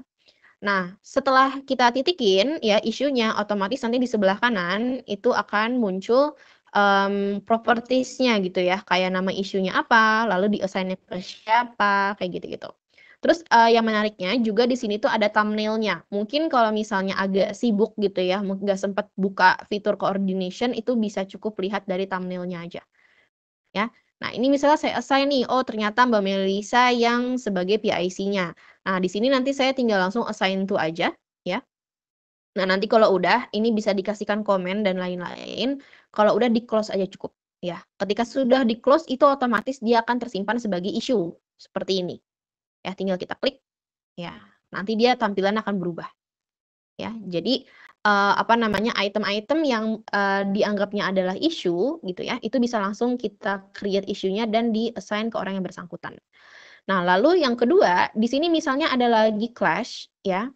Clash-nya itu mungkin dianggapnya sebenarnya ini nggak masalah Mbak gitu ya. Karena mungkin memang desainnya seperti itu atau mungkin kayak dinding arsitek dinding struktur itu bukan clash dianggapnya gitu ya. Misalnya saya coba cari contoh dulu. Kayak nah misalnya gini, misalnya ini saya sampel aja ya. Misalnya di sini ada balok gitu ya, terus dia ini ada juga dinding. Nah, mungkin sebenarnya aslinya memang nyambung gitu ya. Cuma kan kalau di dalam ACC sendiri kan ini dianggapnya sebagai clash. Nah, kalau misalnya ini ternyata oh bukan clash, ini nggak masalah gitu. Nanti di sini ada pilihannya itu sebagai not an issue. Ya, jadi ini jangan di-create issue lagi, karena kalau di-create issue kan berarti dianggapnya sebagai suatu problem. Nah, di sini kita bisa menggunakan yang not an issue, ya. Jadi dianggapnya itu adalah ini tuh bukan issue, nggak masalah. Kalaupun ada terbacanya sebagai clash, ini bukan apa-apa gitu ya. Nah, nanti di sini ada title-nya, itu bisa diganti title-nya apa aja, dan ada reason-nya, alasannya kenapa. Misalnya, oh nggak apa-apa, valid interface-nya kok, nggak apa, bukan masalah gitu. Itu tinggal diklik aja, nanti dikasih komen. Misalnya oke, gitu. Kalau udah tinggal di oke lagi. Ya. Jadi nanti di sini ada bacaannya, satu clash mark as not an issue and move to close tab. Jadi kalau misalnya kita itu create-nya not an issue, dia nggak akan ke-list nih Bapak Ibu di dalam isunya ini. Ya, tapi posisinya itu nanti dia akan ada di bagian sini. Di issue ini nanti ada close-nya kalau nggak salah. Ya. Oh, sorry, di sini. Di bagiannya ya, ini nanti ada close. Nah, ini adalah isinya yang tadi, bukan kita set sebagai issue gitu ya. Nah, jadi nanti Bapak sama Ibu bisa ngecek ya, terus bisa menentukan mana yang dianggapnya itu sebagai clash, mana yang tidak, ya. Jadi seperti itu kalau untuk yang design collaboration dan design coordination. Nah, lalu yang terakhir ya, sebelum kita masuk ke Q&A ya, itu ada lagi yang namanya adalah collaborate live ini ya, live collaboration, sorry. Jadi kalau ini kan kita bekerjanya itu dari ACC semua gitu ya. Jadi kayak cek clash-nya, terus kayak kita kirim data, itu kan semuanya dari ACC. Nah, kalau misalnya untuk yang bagian live collaboration, itu bekerjanya harus dari Revit ya, atau dari Civil 3D, atau dari Plan 3D. Balik lagi, saya mau reminder ya, live collaboration-nya itu antara Revit dan Civil 3D dan juga Plan 3D itu dia metodenya berbeda. Kalau yang di Revit itu adalah benar-benar live collaboration, kita synchronize pekerjaan teman kita masuk ke kita. Tapi kalau di Civil 3D ataupun di dalam Plan 3D itu sifatnya hanya sebagai reference aja. Jadi saya mungkin nggak bisa menunjukkan ya, tapi saya kalau nggak salah ada videonya. Jadi nanti misalnya user Civil 3D-nya mengerjakan pekerjaan surface untuk A gitu misalnya. Terus ada tim lain mungkin ada surface B-nya. Nah, jadi nanti dia akan nge-extract ya atau ngelingkan file surface B-nya itu terhadap filenya dia, tapi base-nya itu dari cloud.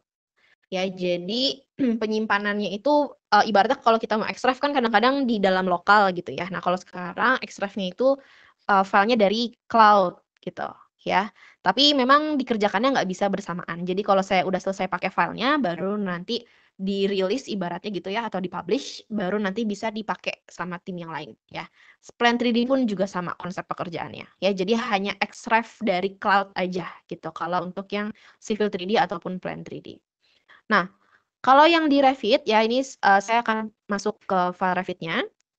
Jadi yang pertama nanti sama ya, misalnya saya punya file kosongan, mungkin isinya hanya grid sama level gitu ya, karena kan grid level itu kan cukup penting, apalagi kalau misalnya Revit itu kadang-kadang beda koordinatnya, nanti pas digabungin kan kabur-kaburan modelnya gitu ya. Jadi biasanya mungkin di awal kita bisa nge-save apa namanya, grid sama levelnya dulu sebagai awalannya gitu ya.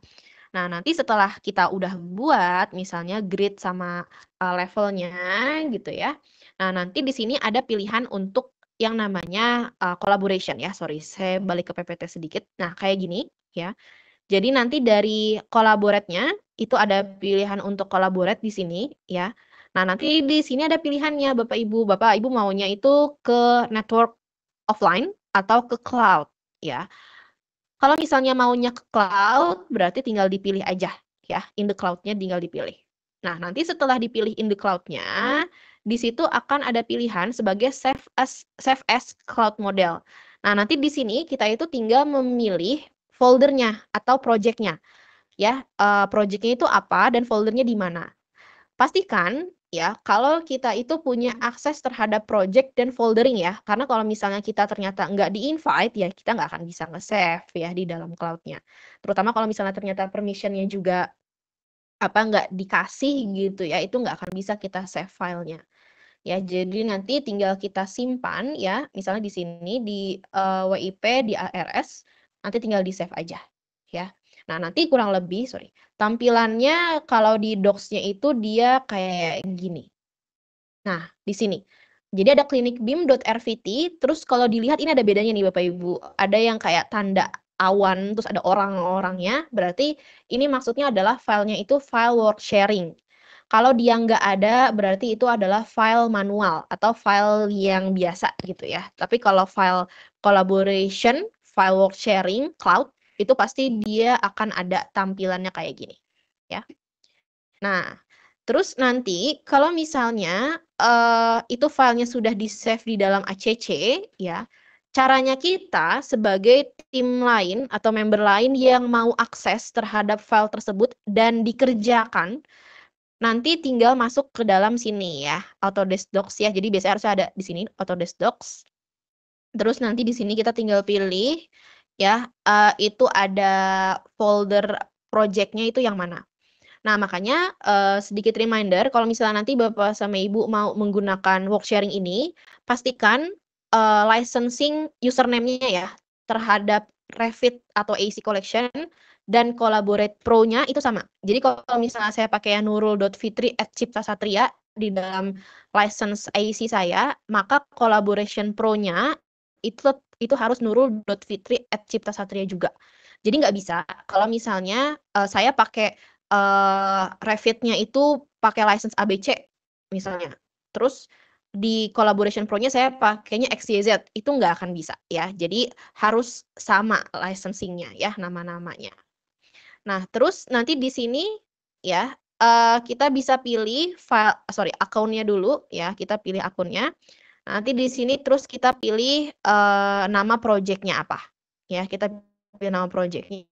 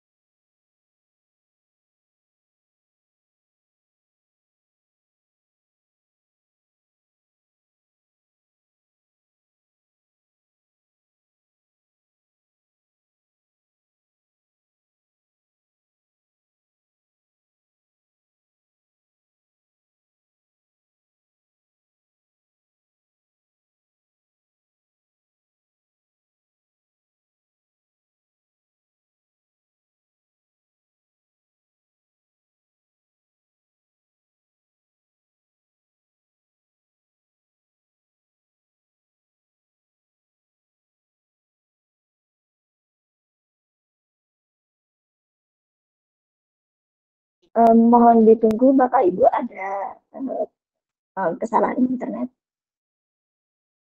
Ya.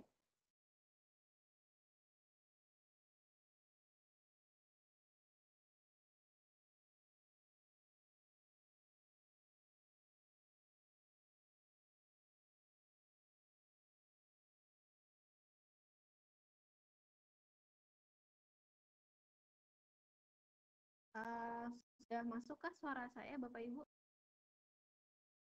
Ya. Masuk Bu. Oke, siap. Mohon maaf tadi ada sedikit kesalahan. Saya coba ulangi lagi ya. Saya share lagi screen-nya. Oke, ya. Oke. Nah, saya balik lagi. Mohon maaf tadi ada sedikit kesalahan ya dalam internet ya. Tadi sedikit mati, nggak apa-apa. Oke, nah tadi ya, ini sudah diklik Clinic BIM-nya, jadi nanti kalau misalnya dia itu filenya bukan file work sharing, maka dia nggak akan ada listnya di sini gitu ya. Jadi memang yang ada listnya itu hanya yang work sharing-nya nyala kayak gitu. Nah, jadi nanti Bapak sama Ibu tinggal ngeklik aja ya. Terus nanti tampilannya kayak gini. Nah, ini nanti saya akan sedikit dibantu oleh rekan saya Mbak Melisa gitu ya. Jadi nanti Mbak Melisa akan coba untuk menambahkan item-item gitu ya. Terus kayak nambahin pintu dan lain-lain. Nanti kita akan coba lihat seperti apa sih perubahannya gitu. Nah, misalnya contoh di sini ya, di sini kan masih kosong semua ya Bapak Ibu. Jadi kalau saya buka 3D itu memang ya kosong gitu ya. Nah, misalnya di sini saya mau nambahin dinding ya. Ini saya tambahin dinding biasa. Misalnya saya tambahin kotak kayak gini, terus misalnya saya tambahkan kayak gini ya. Nah, terus ternyata oh sudah selesai nih progres pekerjaan saya gitu ya. Di 3D-nya udah kelihatan ada dindingnya seperti ini. Nah, terus nanti di sini untuk caranya saya mengirimkan pekerjaan saya ini ke Mbak Melisa atau ke rekan tim saya, itu adalah saya masuk ke dalam Collaborate, lalu saya pilih di sini Synchronize with Central. Jadi ini maksudnya adalah saya bisa mengirimkan data-data yang sudah saya kerjakan itu ke server. Gitu ya. Jadi di sini saya langsung aja pilih Synchronize with Central.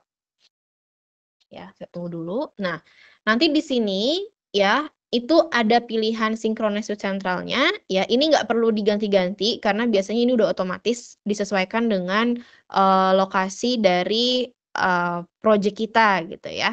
Nanti kalau udah ini saya tinggal oke aja. Nah, di sini dia membutuhkan internet karena kita kan akan di-reload, maksudnya kita nge-refresh model gitu ya, terus kita nge-upload ke sentral atau ke ACC-nya, dan nanti dia akan nge-refresh juga model kita. Mbak Melisa boleh sambil dicoba ya, misalnya nambahin objek dan lain-lainnya.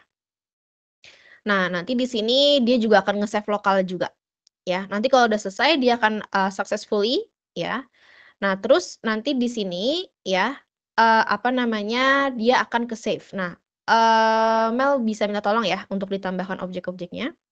Nah, nanti kalau misalnya Mbak Melisa sudah menambahkan objek, saya tinggal reload latest atau disynchronize, nanti otomatis pekerjaan Mbak Melisa itu akan ke-update ke saya. Ya. Nah, kita tunggu sebentar ya sambil menunggu Mbak Melisa update modelnya. Oke, ini infonya lagi disynchronize ya sama Mbak Melisa, kita tunggu sebentar. Ya. Nah, jadi nanti kalau misalnya Bapak sama Ibu mau coba untuk collaboration, nanti kayak gitu flow-nya. Jadi setelah di-save gitu ya, terus kita memodelkan, nanti tinggal disynchronize. Nah, ini saya coba synchronize dulu ya, saya di 3D aja. Di sini misalnya mau mulai lagi kerja gitu, terus untuk dapat update-annya, itu saya coba synchronize with central lagi ya untuk dapetin updatean dari pekerjaan tim-tim yang lain. Ya ini sama ya, kita oke aja nggak apa-apa. Nah nanti sama ini butuh internet lagi, jadi memang butuh koneksi yang cukup stabil. Nah kalau misalnya dilihat ini di reload latest tadi ya, setelah ini selesai, ini otomatis akan muncul pintu. Padahal tadi saya nggak nambahin ya pintunya, karena pintunya ini memang sebenarnya ditambahkan oleh Mbak Melisa.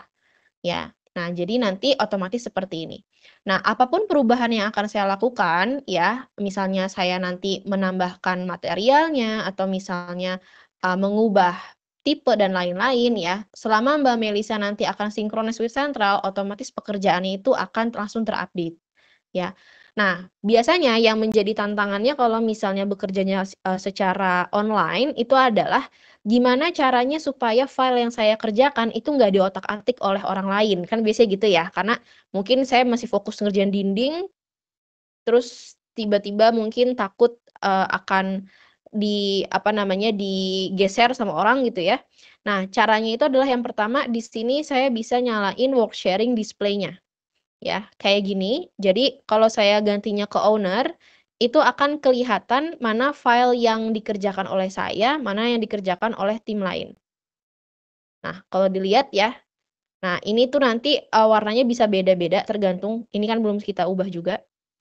Misalnya di sini saya geser, ya, saya geser direction-nya dan kayak gini. Ya, nah, jadi item yang saya rapihin atau saya edit itu otomatis akan berganti warna. Nanti pun kalau misalnya Mbak Melisa mengupdate lagi, itu otomatis warnanya akan berubah gitu ya. Nah, terus misalnya sudah saya setting kayak gini, ini saya ganti misalnya jadi yang single kayak gini ya. Nah, ini kalau saya synchronize with Central ya, nanti di situ kita ada lagi pilihannya, yaitu adalah after synchronizing, relinquish the following workset and element. Maksudnya adalah relinquish itu sebenarnya kayak ngerilis objek. Jadi item yang kita relinquish itu, misalkan borrow element itu maksudnya yang kita edit gitu ya. Kalau misalnya saya relinquish borrow element, berarti pintu yang saya kerjakan itu nanti bisa diedit sama Mbak Melisa. Ya, karena item yang saya kerjakan itu saya rilis, saya lepasin gitu. Tapi kalau misalnya borrow elemennya saya matikan, kan otomatis berarti saya nggak ngerilis apa-apa gitu ya. Pintunya itu nggak akan bisa diedit sama Mbak Melisa. Ketika dia mau mengedit pintu tersebut, dia butuh permission dari saya. Contoh ya, misalnya di sini saya kan matikan relinquish-nya biar nggak bisa diedit sama siapapun. Nanti ini saya oke aja. Nah, nanti otomatis dia akan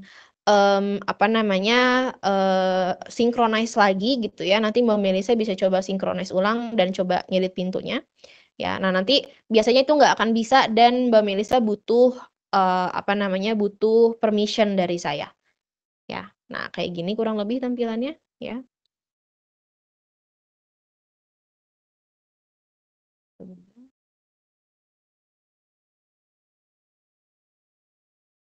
Oke, bisa langsung diedit aja Mbak Mel, nggak usah share screen nggak apa-apa.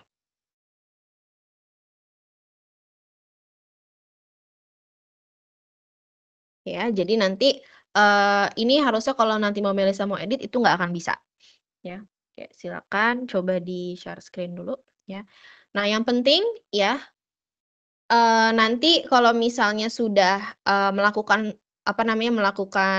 work sharing ini ya, yang pasti licensing-nya harus sama ya antara ACC-nya dan juga antara Revit-nya. Terus nanti ada permission-nya dan ada project-project-nya juga. Oke ya. Nah, ini sambil kita menunggu. Nah, nanti di sini ada bacaan ya, editing request receive. Jadi maksudnya ini Mbak Melisa itu ya, ini kalau saya arahin nih kelihatan biru di pintunya. Nah, ini Mbak Melisa itu nge-request mau mengedit elemen door saya. Ya, kalau misalnya mau di-grant, itu berarti diperbolehkan, berarti Mbak Melisa bisa bisa mengedit pintu saya. Tapi kalau di-deny, berarti dia nggak bisa mengedit pintunya, gitu ya. Jadi ya udah biarin aja, nggak bisa diedit, nggak bisa diapa-apain, gitu. Ya, jadi nanti tergantung ya, Bapak Ibu, kalau misalnya mau memang mau strict sama pekerjaan masing-masing, ini sangat bisa diaplikasikan. Tapi kalau misalnya mungkin, oh ya udah nggak apa-apa, saya udah selesai kerja, boleh diedit sama yang lain, berarti setiap synchronize itu nanti di relinquish aja atau di-release aja. Ya, ini misalnya saya grant, ya. Nah, jadi nanti setelah di grant itu, otomatis warnanya juga akan berubah kayak gini. Ya, kelihatan ya, ownernya di sini Nurul. Nah, kalau di sini itu current ownernya adalah Melisa. Ya. Nah, ini juga kalau saya geser-geser ya. Nah, contoh misalnya di sini saya mau ngegeser elemen orang lain gitu. Nah, ini kalau misalnya saya geser ke kanan ya, ini ada bacaannya. Can edit elemen until Melisa relinquish gitu ya. Dan di reload statusnya. Kalau misalnya tetap mau diedit, itu tinggal di place request. Kalau nggak jadi, di cancel aja nggak apa-apa. Ya, ini misal saya place request. Ya, nanti ini di tempat Mbak Melisa itu akan muncul warning kayak yang tadi. Ya, oke. Kalau udah selesai, nanti ini tinggal di synchronize aja. Nah, ya itu kurang lebihnya untuk yang bagian untuk bagian live collaboration. Nah, sekarang kalau misalnya kita sudah selesai untuk collaboration, nah terus kan pasti kita butuh report ya ke manajer kita mungkin atau ke supervisor kita. Nah, biasanya kan nanti mungkin dari mereka itu akan membuka ACC-nya. Dia nggak akan buka Revit biasanya gitu ya, karena pasti secara ngelihat model itu akan bukanya di ACC. Nah, kalau misalnya di ACC-nya sendiri ya, misalkan dibuka nih filenya, terus di sini ada clinicbeam.rvt. Nah, ini kalau misalnya saya buka, itu biasanya dia masih kosong. Jadi filenya itu nggak ada nih model-model kayak pintu, dinding, dan lain-lain itu nggak ada. Jadi kalau saya buka, ini benar-benar kosong. Ya, cuma ada levelnya aja. Sedangkan kan sebenarnya tadi kita udah membuat pintu sama dinding gitu ya. Nah, ada satu step yang harus dilakukan kalau misalnya kita itu mau mengirimkan full pekerjaan kita itu ke dalam ACC-nya. Jadi kalau collaboration itu kan ya hanya antar user desainnya aja. Tapi kalau misalnya mau dikirim, ya misalnya nanti mau dicek clash-nya lagi, atau misalnya mau di setting approval dan lain-lain, itu harus kita publish terlebih dahulu. Ya, jadi kalau synchronize itu hanya untuk membernya aja. Kalau publish itu untuk kayak kita upload data ke ACC gitu ya. Nah, cara untuk publish-nya yang pertama di sini masuk dulu ke publish setting dari Collaborate ya. Karena di publish setting ini kita akan memilih view apa saja yang mau kita kirim ke ACC. Jadi mungkin kalau kita punya 100 floor plan mungkin nggak harus semuanya. Mungkin bisa aja perwakilan misalnya satu podium atau level high rise-nya, level low rise-nya dan lain-lain. Atau misalnya kalau kita punya gambar 3D banyak gitu ya, mungkin kan nggak semuanya kita kirim ya. Jadi kan nanti agak susah juga untuk melihatnya. Nah, di sini publish setting kita bisa pilih view apa saja yang mau kita masukkan ke dalam ACC. Misalnya saya butuh di sini view 3D ya, sama saya butuh floor plan level 0 aja. Jadi nanti kalau kayak level 1, side, ceiling plan itu dia nggak akan kebawa. Ya, ini saya centang juga set satunya. Ya, jadi kalau udah dipilih dua-duanya kayak gini, itu tinggal saya save dan close. Ya, jadi nanti dia akan nge-save dulu. Jangan lupa setelah di setting publish-nya itu disinkronize lagi dengan sentral supaya settingannya itu tetap kesimpan. Ya, kita oke aja. Nah, nanti setelah dia ke reload ya atau ke synchronize ya, caranya kita untuk mengirimkan data tersebut full ke ACC supaya modelnya kebawa di ACC-nya itu adalah yang pertama, sorry, kita tunggu sebentar ya. Ini mesti save. Oke, udah selesai. Nah, ini yang pertama kita masuk dulu ke home-nya. Nah, nanti tuh di sini kita kan buka ya dari Autodesk Docs. Terus kan kita buka folder-foldernya kayak gini. Nah, nanti di sini kalau misalnya saya refresh, itu ada yang namanya publish status, ya. Ada yang namanya publish status. Nah, kalau misalnya datanya itu memang masih belum ke publish ya yang baru, ini ada bacanya update available. Nah, nanti di sini kalau kita mau mengupdate yang latest filenya atau latest versionnya, ya, ini kalau kita lihat ini filenya masih versi 2 ya. Versi 2. Sorry. Ini kalau misalnya saya klik di bagian titik 3, itu ada pilihan untuk publish latest-nya. Ya, jadi file yang tadi ada dinding sama pintu, itu otomatis akan kekirim ke dalam ACC-nya. Ya, saya pilih publish latest, ini publish aja. Nah, nanti di sini akan ada publish statusnya, dia processing, ini bisa ditinggal. Ya, jadi mau nanti sambil mau ngerjain yang lain, atau mau buka file lain, itu nggak apa-apa. Dia ditinggal aja nggak apa-apa. Ya. Nah, nanti setelah processing ya, ini akan otomatis ke-update ya, dia menjadi versi 3. Ya. Nah, cuma di sini yang memang makan waktunya agak lama adalah menunggu filenya selesai proses. Karena kalau misalnya masih ongoing kayak gini, ini biasanya kalau saya buka tuh masih agak kayak kosong gitu. Jadi belum selesai soal prosesnya. Nah, nanti setelah dia selesai ngeproses, baru akan terbawa view 3D-nya sama view level 0-nya. Yang tadi udah kita setting di awal kayak gitu. Ya, jadi nanti sambil menunggu gitu ya, nanti bisa kita buka filenya. Terus kalau misalnya mau mungkin di setting approval-nya atau misalnya mau dicek clash-nya atau nanti mau di setting untuk collaboration-nya itu udah bisa ya. Jadi kita tinggal tunggu. Oh, ini udah selesai. Oke, pas banget ya. Ini udah selesai, file processing-nya udah nggak ada lagi ya. Ini tinggal kita klik aja. Ya, kita klik aja, ini udah versi 3, tadi masih versi 2 ya. Nah, terus nanti dia akan ke bawah kayak gini. Ya, dia akan ke bawah. Kalau saya buka di bagian Sheets dan View, ini ada View 3D yang tadi kita pilih di dalam Manage Publish-nya. 2D-nya ke bawahnya cuma level 0-nya aja. Ya, jadi level-level lainnya itu nggak ke bawah. Ya. Jadi pada intinya kalau misalnya kita mau menggunakan work sharing ya, yang pertama license ya, itu harus sama. Terus kedua kita tinggal atur bagaimana nanti metode untuk owner-nya dan juga metode untuk sinkronisasinya akan seperti apa. Yang ketiga kita harus setting dulu publish setting-nya, yang tadi ya view-nya apa saja yang mau dibawa. Lalu yang terakhir baru kita tinggal publish latest-nya aja. Kita tunggu filenya, nanti tinggal dibuka kayak gini. Ya, jadi sebenarnya cukup sederhana ya workflow-nya. Yang penting ya memang kita harus sering-sering nge-publish ya kalau misalnya pekerjaannya sudah selesai. Nah, nanti dia akan kayak gini dan nanti ini bisa diajukan untuk approval, bisa diajukan untuk clash detection, bisa diajukan juga untuk collaboration. Seperti itu ya. Oke, kurang lebihnya mungkin seperti itu pemaparan materinya. Mungkin memang mesti cukup panjang ya yang harus dibahas. Cuma karena waktu kita cukup sempit nih Bapak Ibu. Jadi kalau misalnya ada yang mau ditanyakan boleh ya, silakan ditanyakan saja.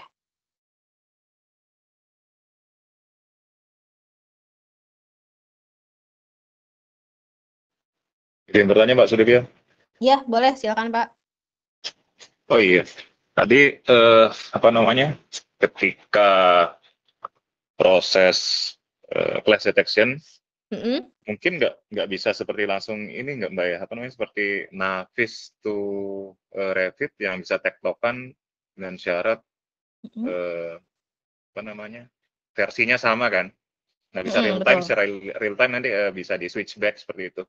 Apa memungkinkan nggak kalau di di CDE ini melakukan hal seperti itu, atau harus di-download dulu nanti filenya atau seperti apa? Oke, Gitu siap. aja sih Mbak, terima kasih. Oke, baik Pak Utomo ya. Makasih Pak atas pertanyaannya. Jadi sebenarnya kalau misalnya di dalam ACC yang coordination ini itu ada pluginnya sendiri terhadap Navisworks. Jadi di Navisworks itu ada pluginnya namanya itu adalah issue coordination.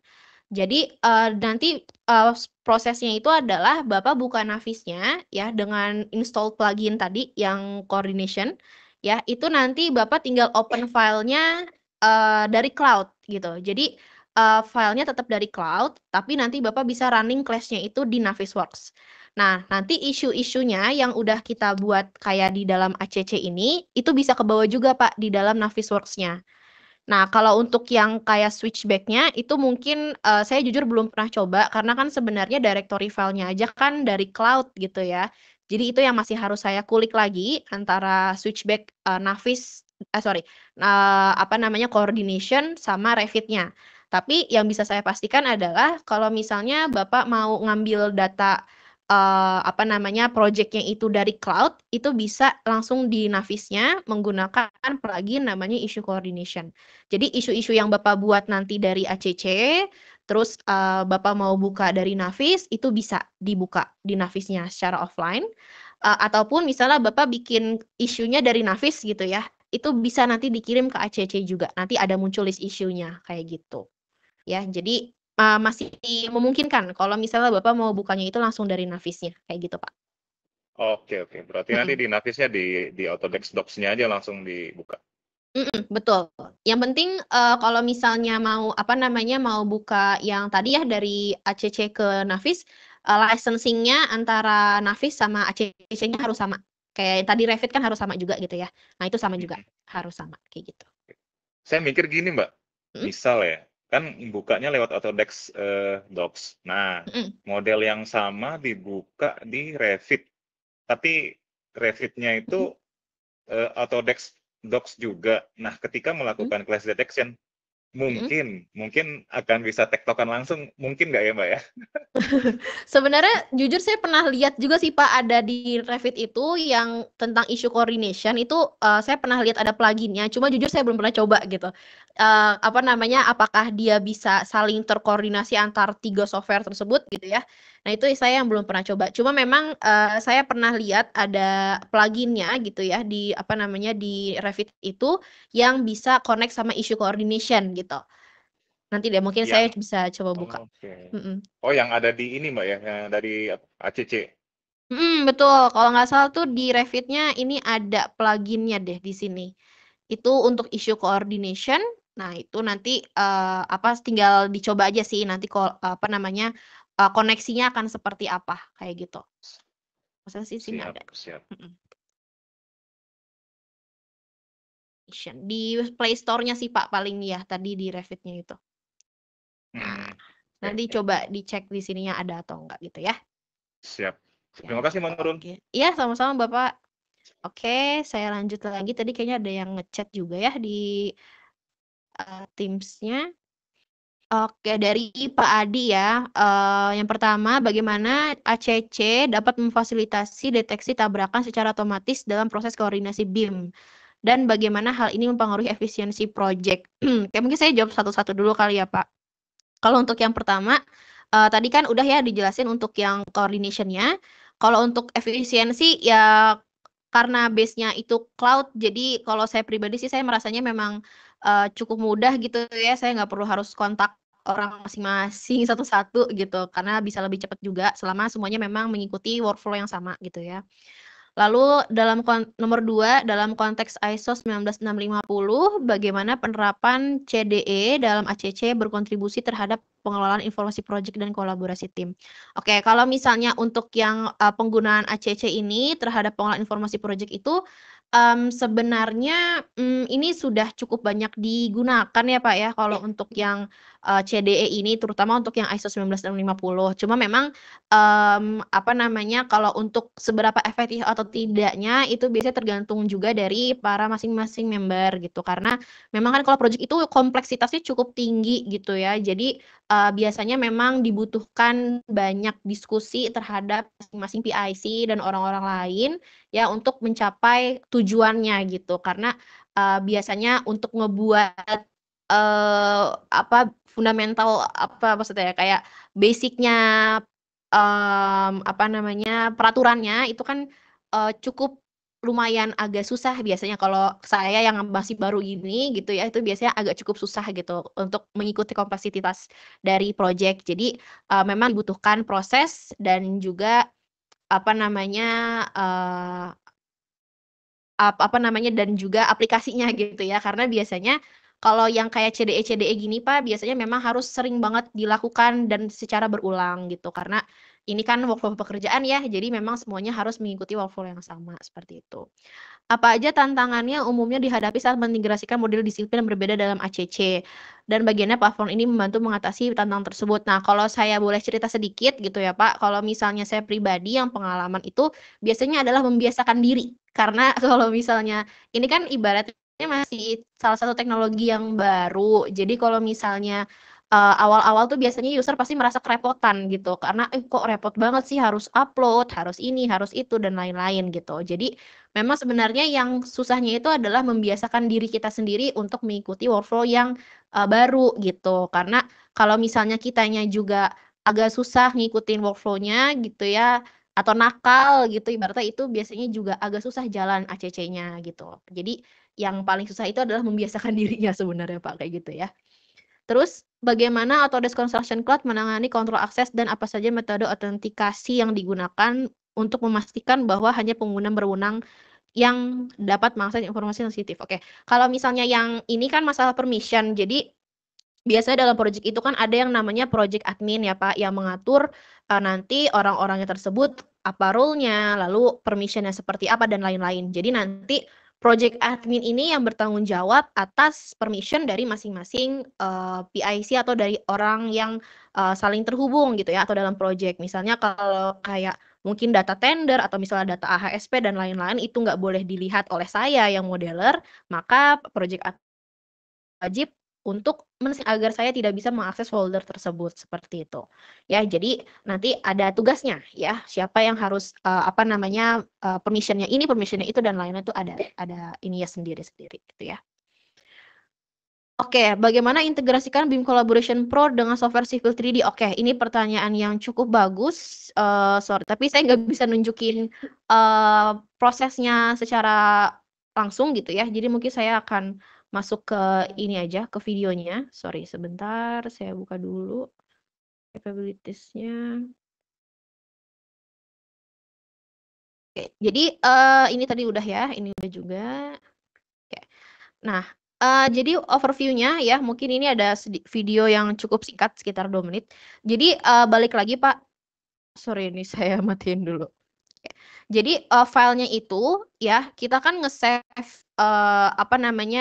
biasanya kan lokal gitu ya Pak. Nah, kalau misalnya untuk yang Civil 3D ini, biasanya kita punya satu kayak semacam plugin, itu namanya Autodesk Desktop Connector ya. Jadi, itu sifatnya kayak shortcut gitu.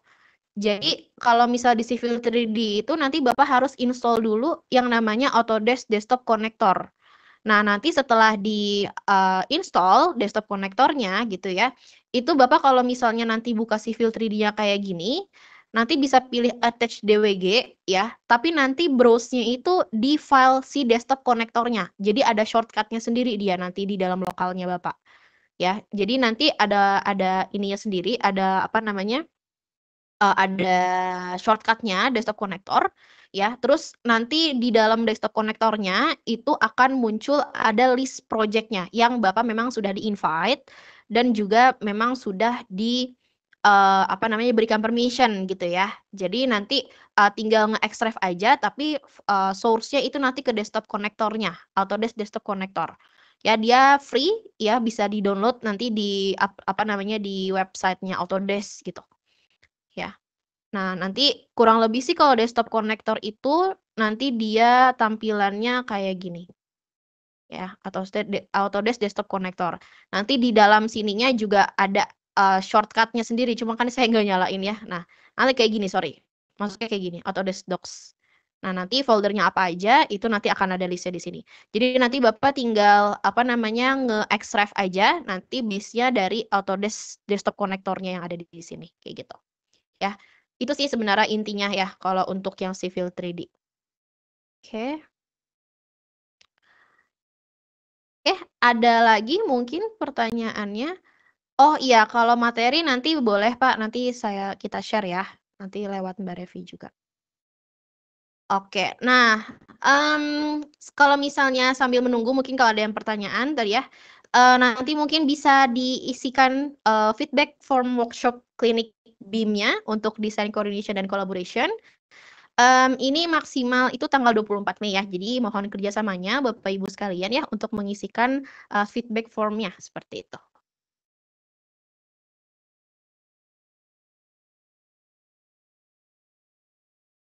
Oke. Mungkin ada yang mau ditanyakan lagi Bapak Ibu untuk materi hari ini mengenai design coordination dan collaboration-nya.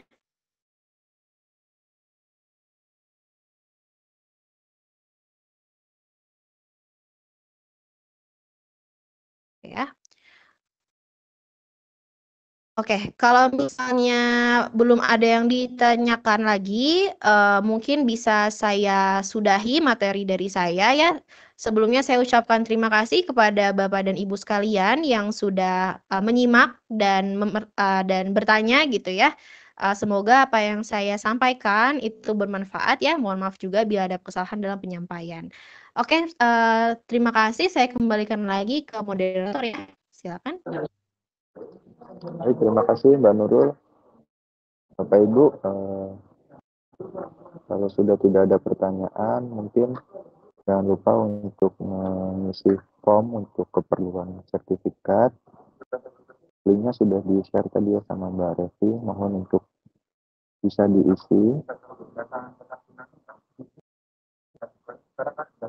Terima kasih Bapak Ibu atas waktu dan perhatiannya pada Klinik BIM ke-22 hari ini.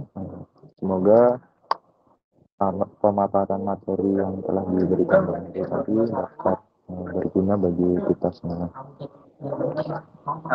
Akhir kata saya tutup acara pada hari ini, kurang lebihnya mohon maaf. Wabillahi taufiq wal hidayah. Wassalamualaikum warahmatullahi wabarakatuh. Terima kasih Mbak Nurul. Ya, terima kasih Mas Ferry semuanya. Terima kasih.